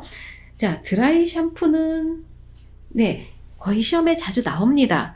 그래서 사용법을 꼭 알고 계셔야 됩니다. 그래서 답은 5번이 되겠는데요. 물이 1도 안 씁니다. 물을 쓰지 않기 때문에 네, 머리카락이 적셔지도록 발라서요. 마사지를 하죠. 마사지해서 거품을 내면요. 이 거품에 기름기와 때가 같이 섞여 나옵니다. 그랬을 때 젖은 수건이 아닌 마른 수건으로 닦아냅니다. 그래서 5번이 맞고요. 네, 이 드라이 샴푸 사용법은 꼭 기억을 해 주십시오. 잘 나옵니다, 시험에. 남성 대상자의 회음부를 청결하게 하는 방법으로 옳은 것은 1번 둔부와 하지를 모두 노출하여 깨끗이 닦는다. 2번 둔부 밑에 변기를 밀어 넣은 후 방수포를 깐다. 3번 대상자를 누운 상태에서 무릎을 펴고 다리를 벌리게 한다. 4번 음경을 수건으로 잡고 겹치는 부분과 음낭의 뒷면을 닦는다.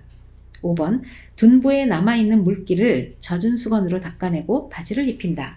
네, 정답 확인해 보면요. 4번이 되겠는데요. 남성 대상자가 키워드입니다. 4번에 음경을 수건으로 잡고 겹치는 부분과 음낭의 뒷면을 닦아줍니다. 4번이 답이 되겠습니다. 거동이 불편한 편마비 대상자의 통목욕을 돕는 방법은 1번 물의 온도는 20도씨 이내로 유지한다. 2번 요양보호사의 발끝으로 물의 온도를 확인한다. 3번 욕조 한가운데 중심을 잡고 앉게 한다. 4번 다리, 팔, 몸통, 회음부 순서로 닦는다. 5번 마비된 쪽 다리부터 욕조에서 나오게 한다. 자, 정답 확인해 보면요. 4번이 되는데요. 자, 문제 키워드는요. 편마비 대상자의 통목욕을 돕는 방법입니다. 통목욕. 자, 1번 물의 온도는 20도씨로 이내로 유지한다. 20도씨 너무 차요. 35도씨가 적당합니다. 뭐 35도씨에서 40도씨 사이가 좋습니다. 2번에 요양보호사의 발끝으로 물의 온도를 확인한다. 요양보호사의 발끝 아니죠? 대상자의 발끝입니다. 대상자의 발끝으로 물의 온도를 확인하고요. 3번에 욕조 한가운데 중심을 잡고 앉게 한다. 자, 욕조 한가운데 그냥 앉아 있으면요. 되게 우리 부력에 의해서 몸이 둥실둥실해집니다. 그런데 이분들은 편마비예요. 그렇기 때문에 중심이 아니고요. 가장자리에 등을 대고 하는 것이 중심을 잡기가 아주 좋습니다. 그 다음 4번에 다리, 팔, 몸통, 회음부 순서로 닦는다. 네, 먼저 그 물에 들어가기 전에요. 먼저 물로 한번 헹궈주는데 그때 순서가 다리, 팔, 몸통, 회음부, 말초에서 중심으로 가고 회음부가 제일 마지막에 하는 거죠. 네, 4번 맞습니다. 5번에 마비된 쪽 다리부터 욕조에서 나오게 한다. 틀렸죠? 네, 들어갈 때도 건강한 다리부터 들어가고요. 나올 때도 건강한 다리부터 나옵니다. 다음 보겠습니다. 편마비 대상자에게 앞이 막힌 상의를 입히는 순서는, 네, 정답 바로 확인하겠습니다. 자, 옷 갈아입히는 순서는요, 항상 문제가 꼭 나옵니다. 자, 편마비 대상자예요. 자, 그러면은 기억하실 게 임마, 건벗.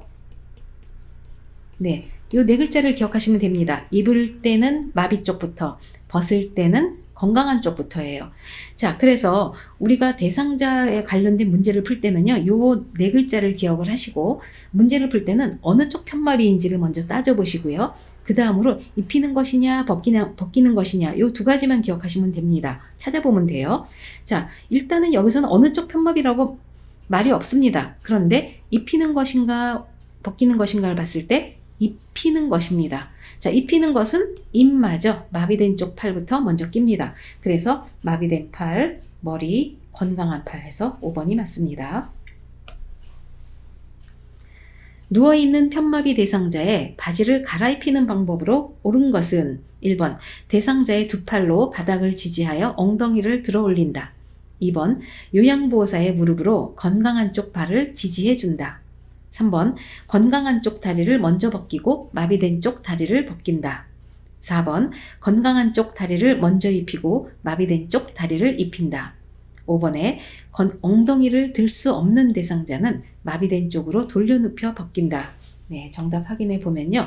역시 아까와 마찬가지입니다. 임마 건벗을 떠올리십시오. 임마 건벗. 자, 입을 때는 마비 쪽부터요. 벗을 때는 건강한 쪽이 붙어입니다. 근데 여기서는 문제에서는요. 갈아입힌다고 했어요. 입는 것인지 벗는 것인지 말이 없습니다. 자, 1번 그리고 바지예요. 바지. 1번에 대상자의 두 팔로 바닥을 지지하여 엉덩이를 들어 올린다. 네, 엉덩이를 그냥 무조건 들지 않아요. 네, 2번 요양보호사의 무릎으로 건강한 쪽 발을 지지해준다. 요양보호사의 무릎으로요. 건강한 쪽이 아니라 마비된 쪽 발을, 네, 무릎을 세우고 엉덩이를 들었을 때 마비된 쪽 발이 그냥 쭉 미끄러질 수 있기 때문에 마비된 쪽을 지지해줍니다. 3번 건강한 쪽 다리를 먼저 벗기고 마비된 쪽 다리를 벗긴다. 맞죠? 왜냐하면 벗는 거니까요. 그래서 건벗이죠. 네, 건강한 쪽 다리를 먼저 벗기고 마비된 쪽 다리를 벗깁니다. 순서 좋습니다. 4번에 건강한 쪽을 먼저 입히고 마비된 쪽 다리를 입힌다. 자, 입히기라고 했어요. 그러면 마비된 쪽부터 입어야 되는 것이죠. 건강한 쪽 아닙니다. 5번 엉덩이를 들 수 없는 대상자는 마비 쪽으로 돌려눕혀 벗긴다. 네, 자, 대상자를 돌릴 때는요. 마비측이 아니라 건강한 쪽이 아래로 가도록, 네, 돌리는 게 맞습니다.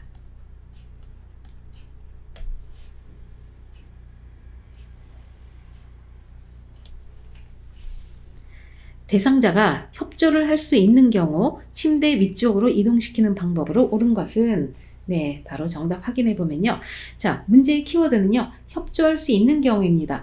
자, 협조할 수 있는 경우에는 대상자 보고 침대 머리판을 잡으라고 하죠. 무릎을 세우고요. 그래서 대상자가 합을 맞춰서 같이 끌어올리는 겁니다. 그랬을 때 요양보호사는 한 손은 대퇴부 아래에 놓고서 같이 올려주죠. 그래서 답은 3번 되겠습니다. 하반신마비 대상자를 일으켜 앉히는 순서로 옳은 것은 자, 정답 바로 확인하겠습니다. 자, 하반신마비라고 키워드가 주어졌어요. 그러면은 상체는 쓸 수가 있습니다. 그렇기 때문에 두 팔을 쓸 수 있다는 것을 염두에 두고요. 제일 먼저 하는 것은 네, 가번에 대상자를 향하여 가까이 섭니다. 어느 쪽이든 상관이 없습니다. 양팔을 다 쓸 수 있기 때문에. 자, 두 번째는요. 라번에 네, 양쪽 무릎을 굽히거나 편안하게 놓아줍니다. 왜냐하면 두 다리가 쭉 뻗은 상태에서 앉는 것은 무리가 있기 때문에요. 무릎을 살짝 굽혀줍니다. 자, 그리고 나서는 다번에 어깨를 지지하여 일어나는 방향으로 상체를 돌려줍니다. 그리고 나서 마번에 네, 한쪽 팔로 대상자의 어깨 밑을 받쳐 일으키고요. 네, 마지막에는 네, 나번에 대상자의 무릎을 굽혀주고 갑자기 꺾여 넘어지지 않게 도와줍니다. 그래서 1번에 가라 다마나 되겠습니다. 대상자를 휠체어에 태우고 경사도가 큰 내리막길을 내려갈 때 돕는 방법은 1번 휠체어를 뒤로 돌려 앞바퀴를 들고 내려간다. 2번 휠체어를 뒤로 돌려 지그재그로 내려간다. 3번 휠체어를 앞으로 하여 앞바퀴를 들고 내려간다. 4번 휠체어를 앞으로 하여 지그재그로 내려간다. 5번 휠체어를 앞으로 하여 밀면서 내려간다. 네, 정답 확인해 보면 2번이 되는데요. 자, 문제를 잘 보십시오. 자, 첫 번째 키워드는 휠체어입니다. 자, 두 번째는요. 경사도가 크다 그랬어요. 자, 그리고 나서는 내리막길. 자, 일단은 경사도가 큰 경우에는 두 가지 방법을 한다고 했죠. 아니, 죄송합니다. 경사도가 큰 경우에는 지그재그로 내려갑니다. 지그재그로. 그리고 내리막길은 어떻게 정면으로 내려오면 쏟아지죠. 그래서 뒤로 내려옵니다. 그래서 네, 지그재그로 뒤로 돌려서 지그재그로 내려온다를 찾으시면 됩니다. 그래서 2번에 휠체어를 뒤로 돌려 지그재그로 내려간다. 네, 되겠습니다. 휠체어에 앉아있는 편마비 대상자를 자동차로 옮겨 태울 때 순서는 네, 바로 정답 확인해 보겠습니다. 자, 여기서는 자동차에 승차할 때예요. 자동차에 승차할 때는요, 항상 엉덩이부터 먼저 시트에 앉히고요. 그리고 나서 다리 한쪽씩 하나씩 올려놓는 것이 순서입니다. 자, 제일 먼저 네, 휠체어를 자동차와 평행하게 우선 가지고 와야 돼. 휠체어를 갖다가 놔야 되죠. 자동차와. 네. 그리고 나서는 두 번째는 라번에 대상자의 마비층 무릎을 지지해서 일으켜 세웁니다. 일으켜 세우고 나서 어디부터 들어간다고 했어요? 네, 그렇죠. 엉덩이부터 들어가죠. 네, 가번에 네, 엉덩이를 시트에 앉히고요. 그리고 나서는 네, 다리를 한쪽씩 네, 올려놓은 뒤에 깊숙이 앉게 합니다. 그래서 답은 3번에 날아가다 되겠습니다. 한쪽 다리가 약한 대상자가 그림과 같은 보행기를 사용하여 이동할 때 돕는 방법은 1번 보행기에 체중을 실어 기대어 서게 한다. 2번 균형을 잡기 위해 빠른 걸음으로 걷는 연습을 시킨다. 3번 보행기, 건강한 다리, 약한 다리 순서로 이동하게 한다. 4번 약한 다리, 건강한 다리와 보행기 순서로 이동하게 한다. 5번 약한 다리와 보행기, 건강한 다리 순서로 이동하게 한다. 네, 정답 확인해 보면요. 5번이 되겠는데요. 자, 한쪽 다리가 약하다고 첫 번째 키워드가 주어졌습니다. 그리고 나서 두 번째 키워드는 보행기예요. 자, 한쪽 다리가 약한 경우에는요. 보행기 이동시킬 때요. 약한 다리와 보행기가 앞으로 나가고요. 그 뒤에 건강한 다리가 따라 들어가는 거죠. 그래서 여기서 맞는 것은 5번에 약한 다리와 보행기 먼저 나가고요. 그 다음에 건강한 다리 순서로 이동하게 한다. 5번 되겠습니다. 대상자가 지팡이를 사용하고자 할 때 지팡이 길이를 결정하기 위한 손잡이의 높이는 1번 지팡이를 다리 옆에 세웠을 때 둔부 높이, 2번 지팡이를 다리 옆에 세웠을 때 가슴 높이. 3번 지팡이를 다리 옆에 세웠을 때 겨드랑이 높이. 4번 지팡이를 한 걸음 앞에 세웠을 때 가슴 높이. 5번 지팡이를 한 걸음 앞에 세웠을 때 겨드랑이 높이. 네, 정답 확인해 보면요.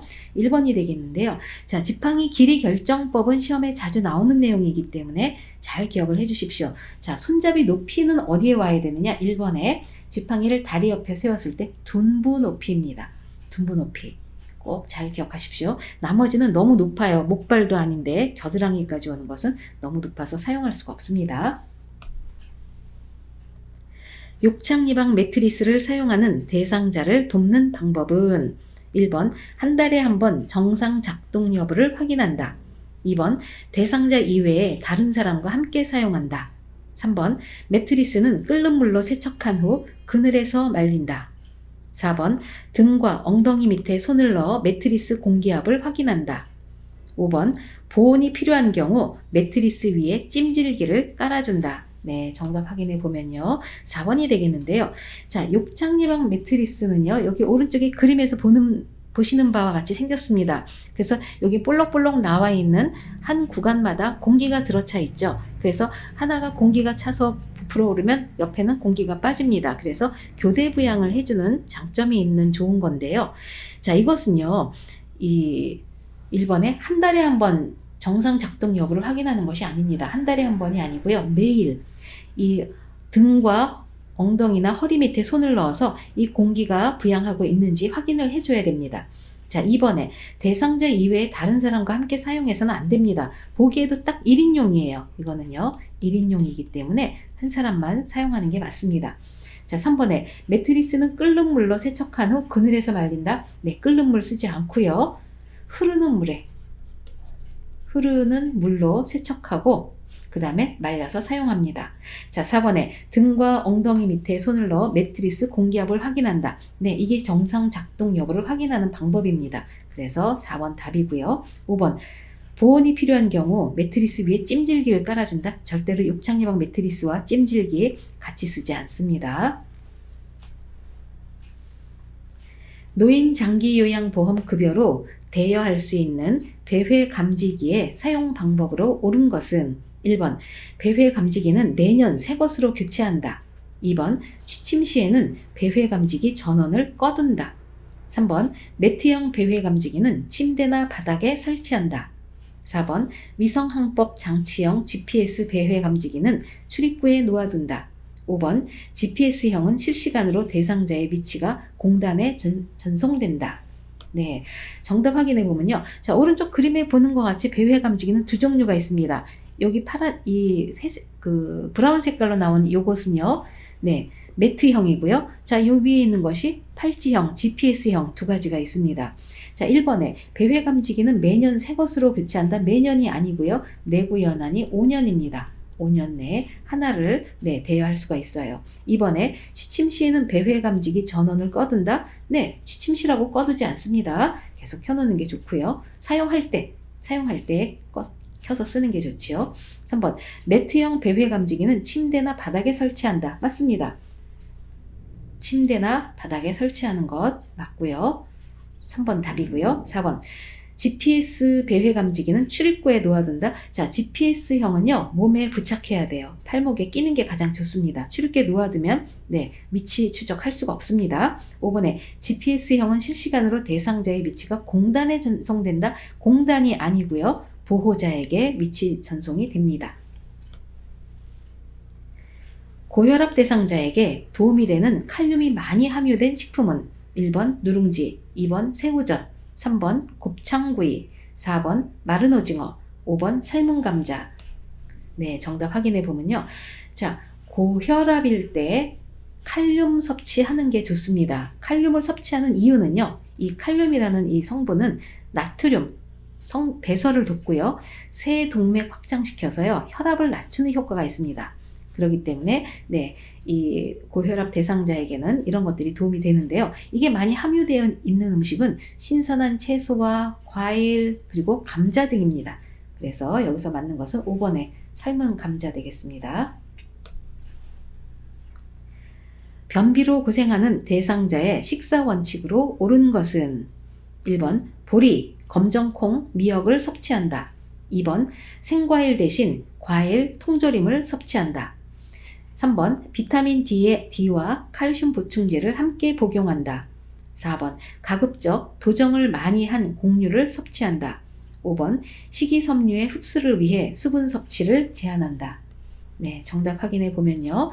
네, 1번이 되겠는데요. 자, 변비 대상자 관리법 우리가 좀 신경 써서 알아두셔야 됩니다. 첫 번째는요. 식이섬유를 충분히 섭취하라고 했죠. 가장 좋은 것은 통곡류들, 그 다음에 감자, 생채소 섭취를 증가시킵니다. 그리고 밥은 잡곡밥이 좋고요. 매끼 두 가지 이상의 채소를 반찬으로 섭취하는 게 좋고요. 자, 과일을 드신다면 통조림은 좋지 않습니다. 과일이나 주스 대신에는 생으로 드시는 걸 추천해 드리고요. 해조류, 견과류의 섭취를 증가시킵니다. 자, 변비를 예방하기 위해서는 물을 충분히 마시는 게 좋습니다. 하루에 6잔에서 8잔 이상 마시는 것이 좋고요. 자, 우유는요, 변비에 아주 좋습니다. 자, 그리고 식사도 규칙적으로 하시고 화장실에 가기 전에 따뜻한 음료를 마시면 도움이 되고요. 자, 적당한 운동과 휴식을 취합니다. 이 적당한 운동은 뭐에 좋은가요? 그렇죠? 장의 운동을 촉진해 줍니다.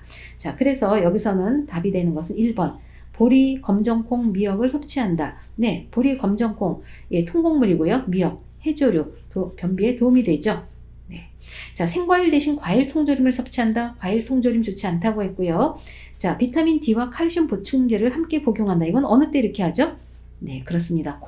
골다공증에서 이렇게 하는 것이죠.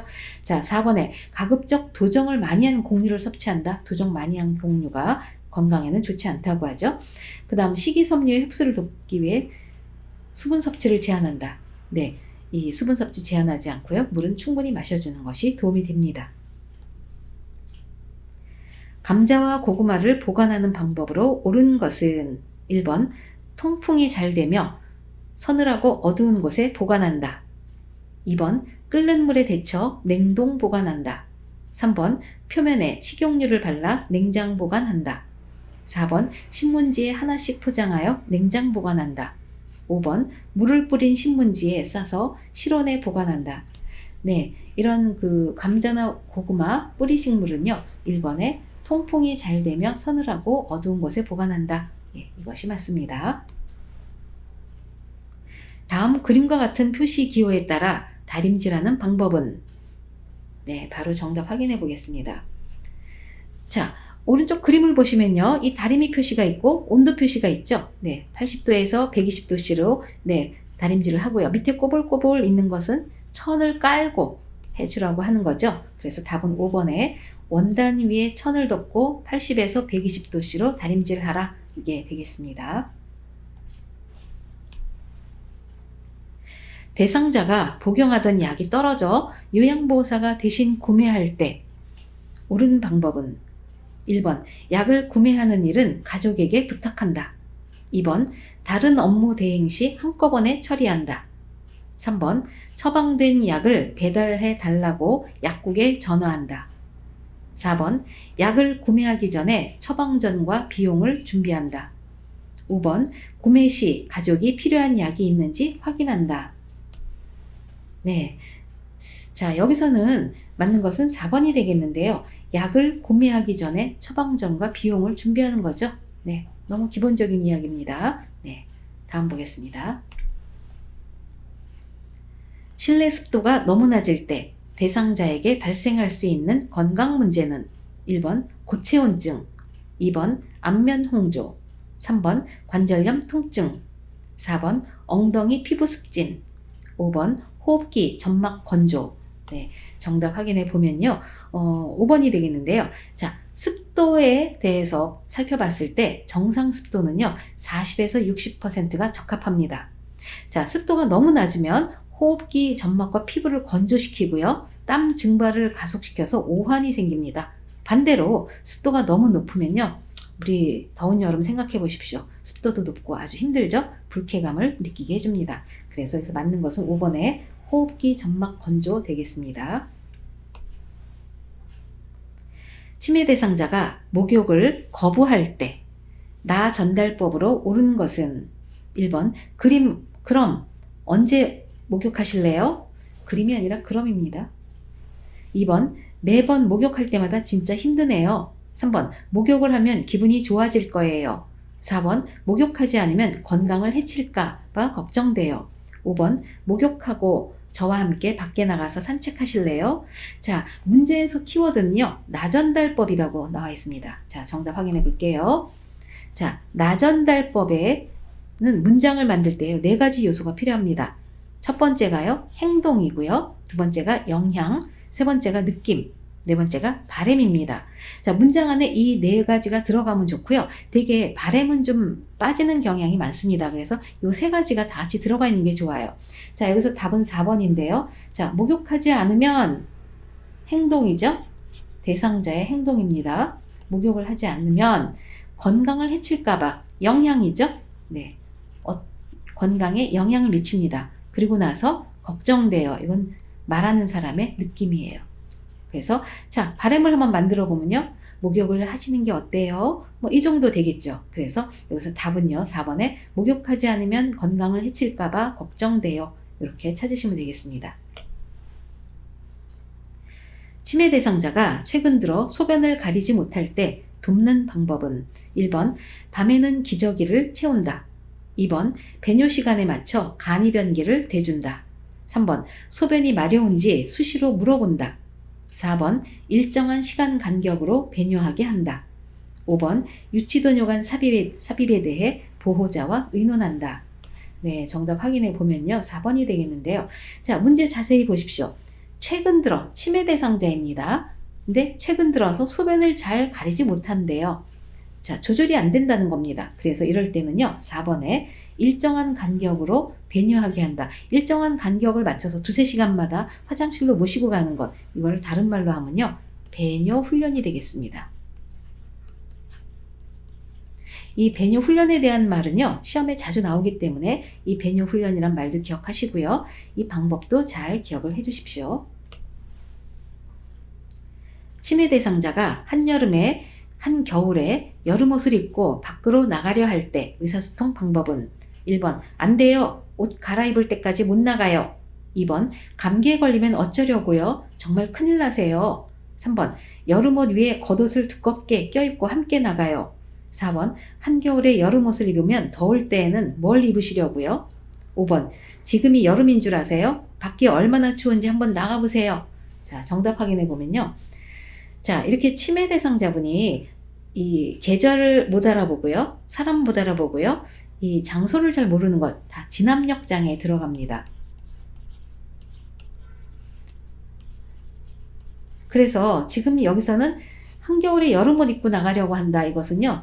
이 시간에 대한 진압력 장애가 있기 때문에 지금 이분이 잘못됐다라는 걸 모르시는 거죠. 자, 치매가 진행되면요. 시간, 장소, 상황에 적절한 옷을 선택하기가 어려워집니다. 그래서 예를 들면은 겨울임에도 반바지를 입으려고 한다든지 한다는 거죠. 그랬을 때 대처법을 보면요. 첫 번째는요. 대상자의 요구를 가능한 수용하고 요양보호사의 의견을 강요하지 않습니다. 되게 이 아니라고 반박하면서 그 의견을 강요하면요. 싸움이 납니다. 그래서 일단은 요구를 수용해 주고요. 자, 두 번째 대처법은요. 입고 싶어하는 옷을 안에 입히고 겉옷을 상황에 맞게 입히는 것이 방법입니다. 그래서 여기선 3번에 여름옷 이외에 우리 겉옷을 두껍게 껴입고 함께 나가요 라고 말해주는 것이 좋습니다. 치매 대상자가 식사 후 얼마 지나지 않아 계속 밥을 달라고 할 때 대처 방법은 1번 그럼 이 빈 그릇은 누가 드셨을까요? 2번 또 깜빡하셨어요? 조금 전에 드셨잖아요. 3번 지금 2시예요. 조금 쉬었다 간식 드릴게요. 4번 누가 보면 정말 밥 굶기는 줄 알겠어요. 5번 어르신은 다른 분들보다 밥값을 더 내셔야겠네요. 자, 여기서 맞는 것은요. 3번이 되겠는데요. 자, 식사 후 얼마 지나지 않아 계속 밥을 달라고 한다. 이것은 뭐냐면요. 치매의 가장 큰 특징은 뭐예요? 단기 기억력이 굉장히 떨어진다는 거죠. 그래서 식사하신 것을 기억하지 못하고 계속 밥을 달라고 하십니다. 그래서 자, 시간을 알려줍니다. 3번에 지금 2시예요. 조금 쉬었다 간식 드릴게요 라고 말을 해주는 게 1, 2, 4, 5번 중에서는 가장 나은 것 같습니다. 그래서 3번 답이 되겠습니다. 치매 대상자가 밤에 잠을 잘 이루지 못할 때 수면을 돕는 방법은 1번 따뜻한 우유를 제공한다. 2번 낮잠으로 수면 부족을 보충한다. 3번 좋아하는 술을 한 잔 제공한다. 4번 식사 후 바로 잠자리에 들게 한다. 5번 아침에 늦게까지 잠을 자게 한다. 네, 정답 확인해 보면요. 자, 치매 대상자가 첫 번째 키워드고요. 그 다음에는 밤에 잠을 잘 이루지 못한대요. 지금 뭐 특별한 다른 이유가 잘 나타나지 않기 때문에 1번에 따뜻한 우유를 제공해서 수면을 다시 유도하도록 도와주는 것이 좋습니다. 치매 대상자가 갈비구이 냄새가 난다며 익지도 않은 갈비를 달라고 할 때 요양보호사의 적절한 대처 방법은 1번 왜 갑자기 갈비가 생각나셨어요? 2번 냄새를 잘도 맡으시네요. 다 먹고 없어요. 3번 어르신이 돈 주시면 사다 드릴게요. 4번 어제도 그러시더니 오늘 또 그러시네요. 5번 갈비가 드시고 싶군요. 드시러 함께 나가봐요. 자, 정답 확인해 보면요. 네, 5번이 되겠는데요. 자, 여기서는요. 갈비가 있지도 않은데 냄새가 난다고 지금 얘기하는 상황이죠. 네, 자, 치매 대상자의 환각입니다. 이 환각은요. 실제로 존재하지 않는데 존재하는 것처럼 느끼는 것이에요. 그래서 주위에 아무도 없는데 소리를 듣거나 또는 음식이 없는데도 고기를 굽는 냄새를 맡거나 있지도 않은 물체를 잡으려고 합니다. 자, 이럴 때 요양보호사의 대처 방법은요. 대상자의 감정을 이해하고 수용합니다. 들어주는 게 가장 좋고요. 자, 치매 대상자가 보고 들은 것에 대해 아니라고 부정하거나 다투지 않습니다. 왜냐면요. 아니라고 부정해도 이분은 봤기 때문에 그 말을 아니라는 것의 말을 듣질 않습니다. 그래서 그럴 때는요. 수용해주면서 갈비가 드시고 싶군요. 드시러 함께 나가봐요. 자, 밖으로 나간다고 해결이 다 될까요? 네. 나가서 걷는 사이에 자, 이분들은 단기 기억 장애가 있기 때문에요. 네, 나왔던 목적도 잊어버리게 됩니다. 그래서 산책 한 바퀴 하고 다시 돌아오는 방법 사용하는 것이 좀 더 무난합니다. 치매 대상자가 갑자기 흥분하여 고함을 치며 요양보호사에게 난폭한 행동을 할 때 대처 방법은 1번 재빨리 다른 곳으로 피한다. 2번 흥분한 이유가 무엇인지 물어본다. 3번 화가 나는 것을 이해한다고 말하며 진정시킨다.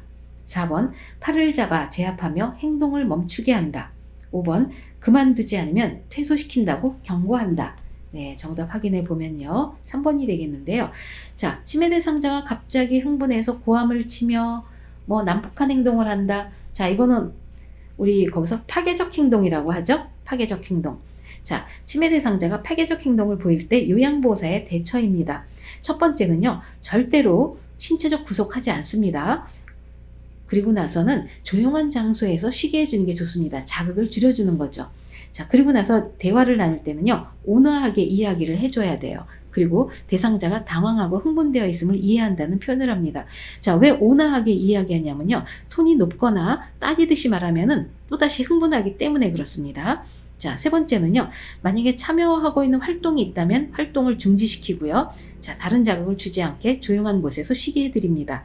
자, 그리고 이런 경우에는 대상자에게 접근했을 때 한 번에 한 가지씩 제시해서 단순한 말로 설명해 주는 것이 좋습니다. 만약에 이해하지 못했다 할 경우에는 반복해서 설명을 해드립니다.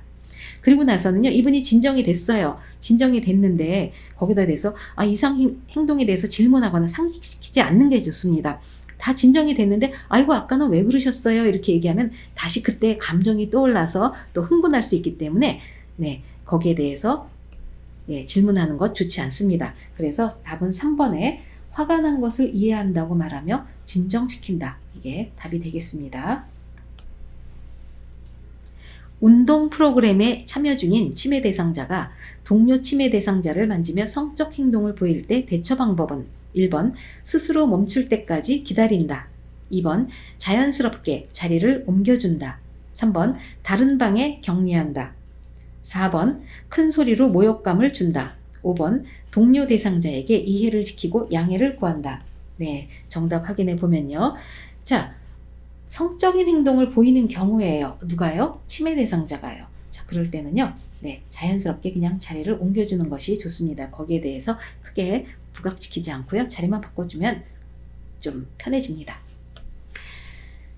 치매 대상자에게 신체적 언어를 사용할 때 올바른 방법은 1번 대상자와 같은 눈높이, 2번 지나친 머리 끄덕임, 3번 한 곳에 고정된 시선.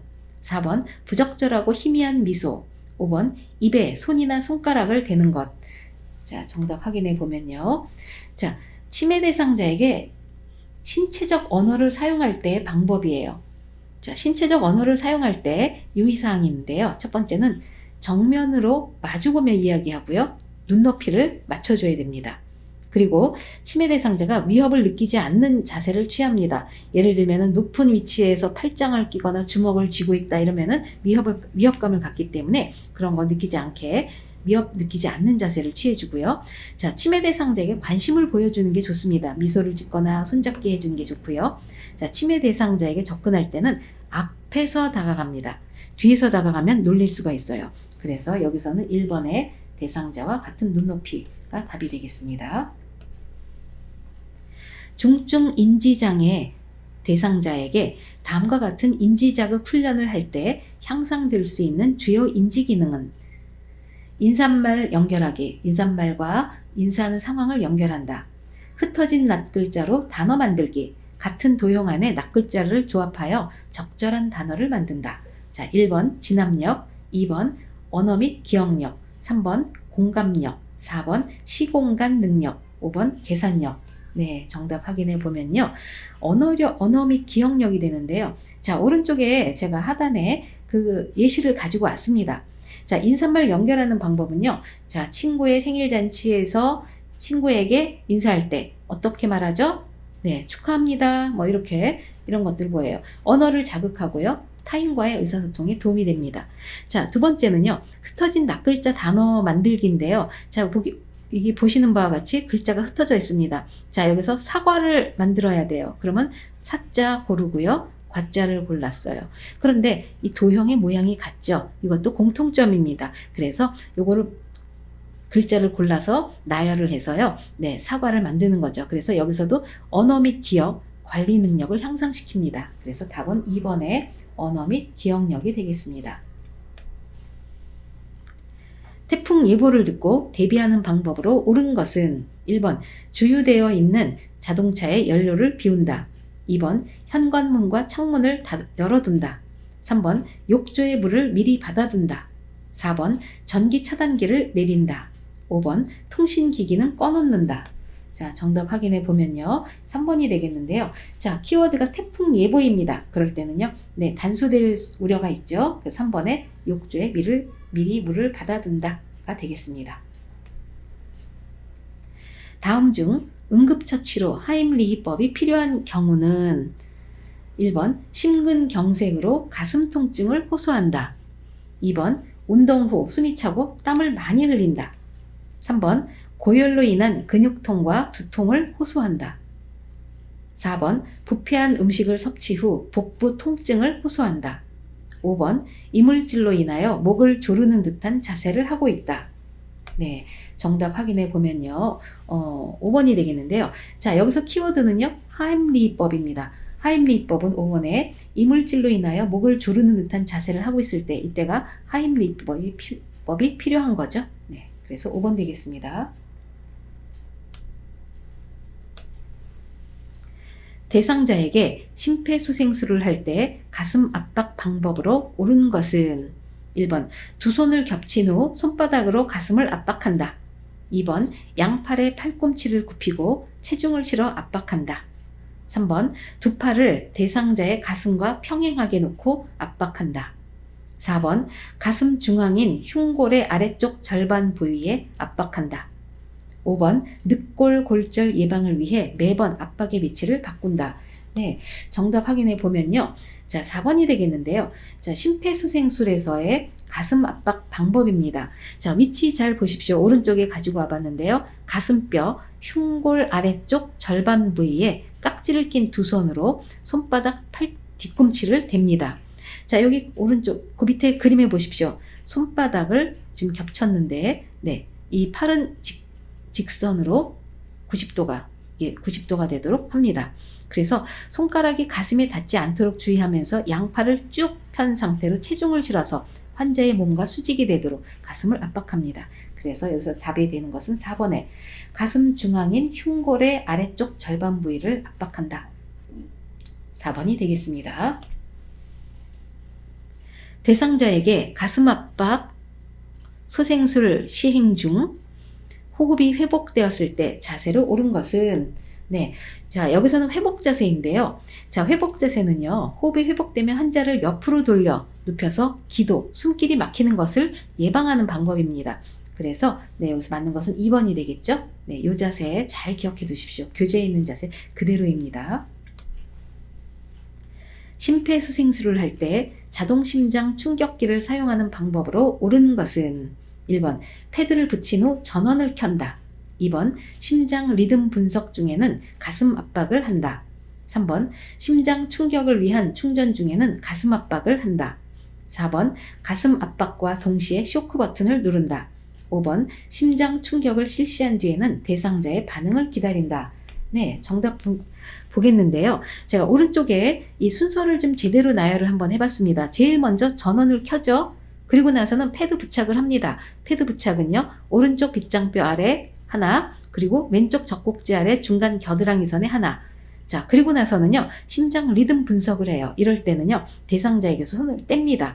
그리고 나서 충격을 시행하고요. 그리고 나서 즉시 심폐소생술을 다시 시행합니다. 그래서 자, 답은요. 3번이 되겠죠. 자, 1번에 패드를 붙인 후 전원을 켠다? 아닙니다. 전원을 먼저 켠 다음에 패드를 부착하는 겁니다. 2번에 심장 리듬 분석 중에는 가슴 압박을 한다? 아닙니다. 리듬 분석할 때는 손을 떼라고 했죠. 3번 심장 충격을 위한 충전 중에는 가슴 압박을 한다. 네, 충전할 때는 가슴 압박 해줍니다. 맞습니다. 4번 가슴 압박과 동시에 쇼크 버튼을 누른다. 가슴 압박하면서 쇼크 버튼 누르잖아요. 그러면은 이 가슴 압박하는 사람이 감전됩니다. 놀래요. 5번 심장 충격을 실시한 뒤에는 대상자의 반응을 기다린다가 아니고 즉시 심폐소생술을 다시 시행합니다. 자, 이렇게 해서 네, 지금까지 네, 우리 80문제 풀이를 같이 봤는데요. 자, 오늘은 여기까지입니다. 지금까지 시청해 주셔서 감사드립니다. 다음 시간에 다시 뵙겠습니다.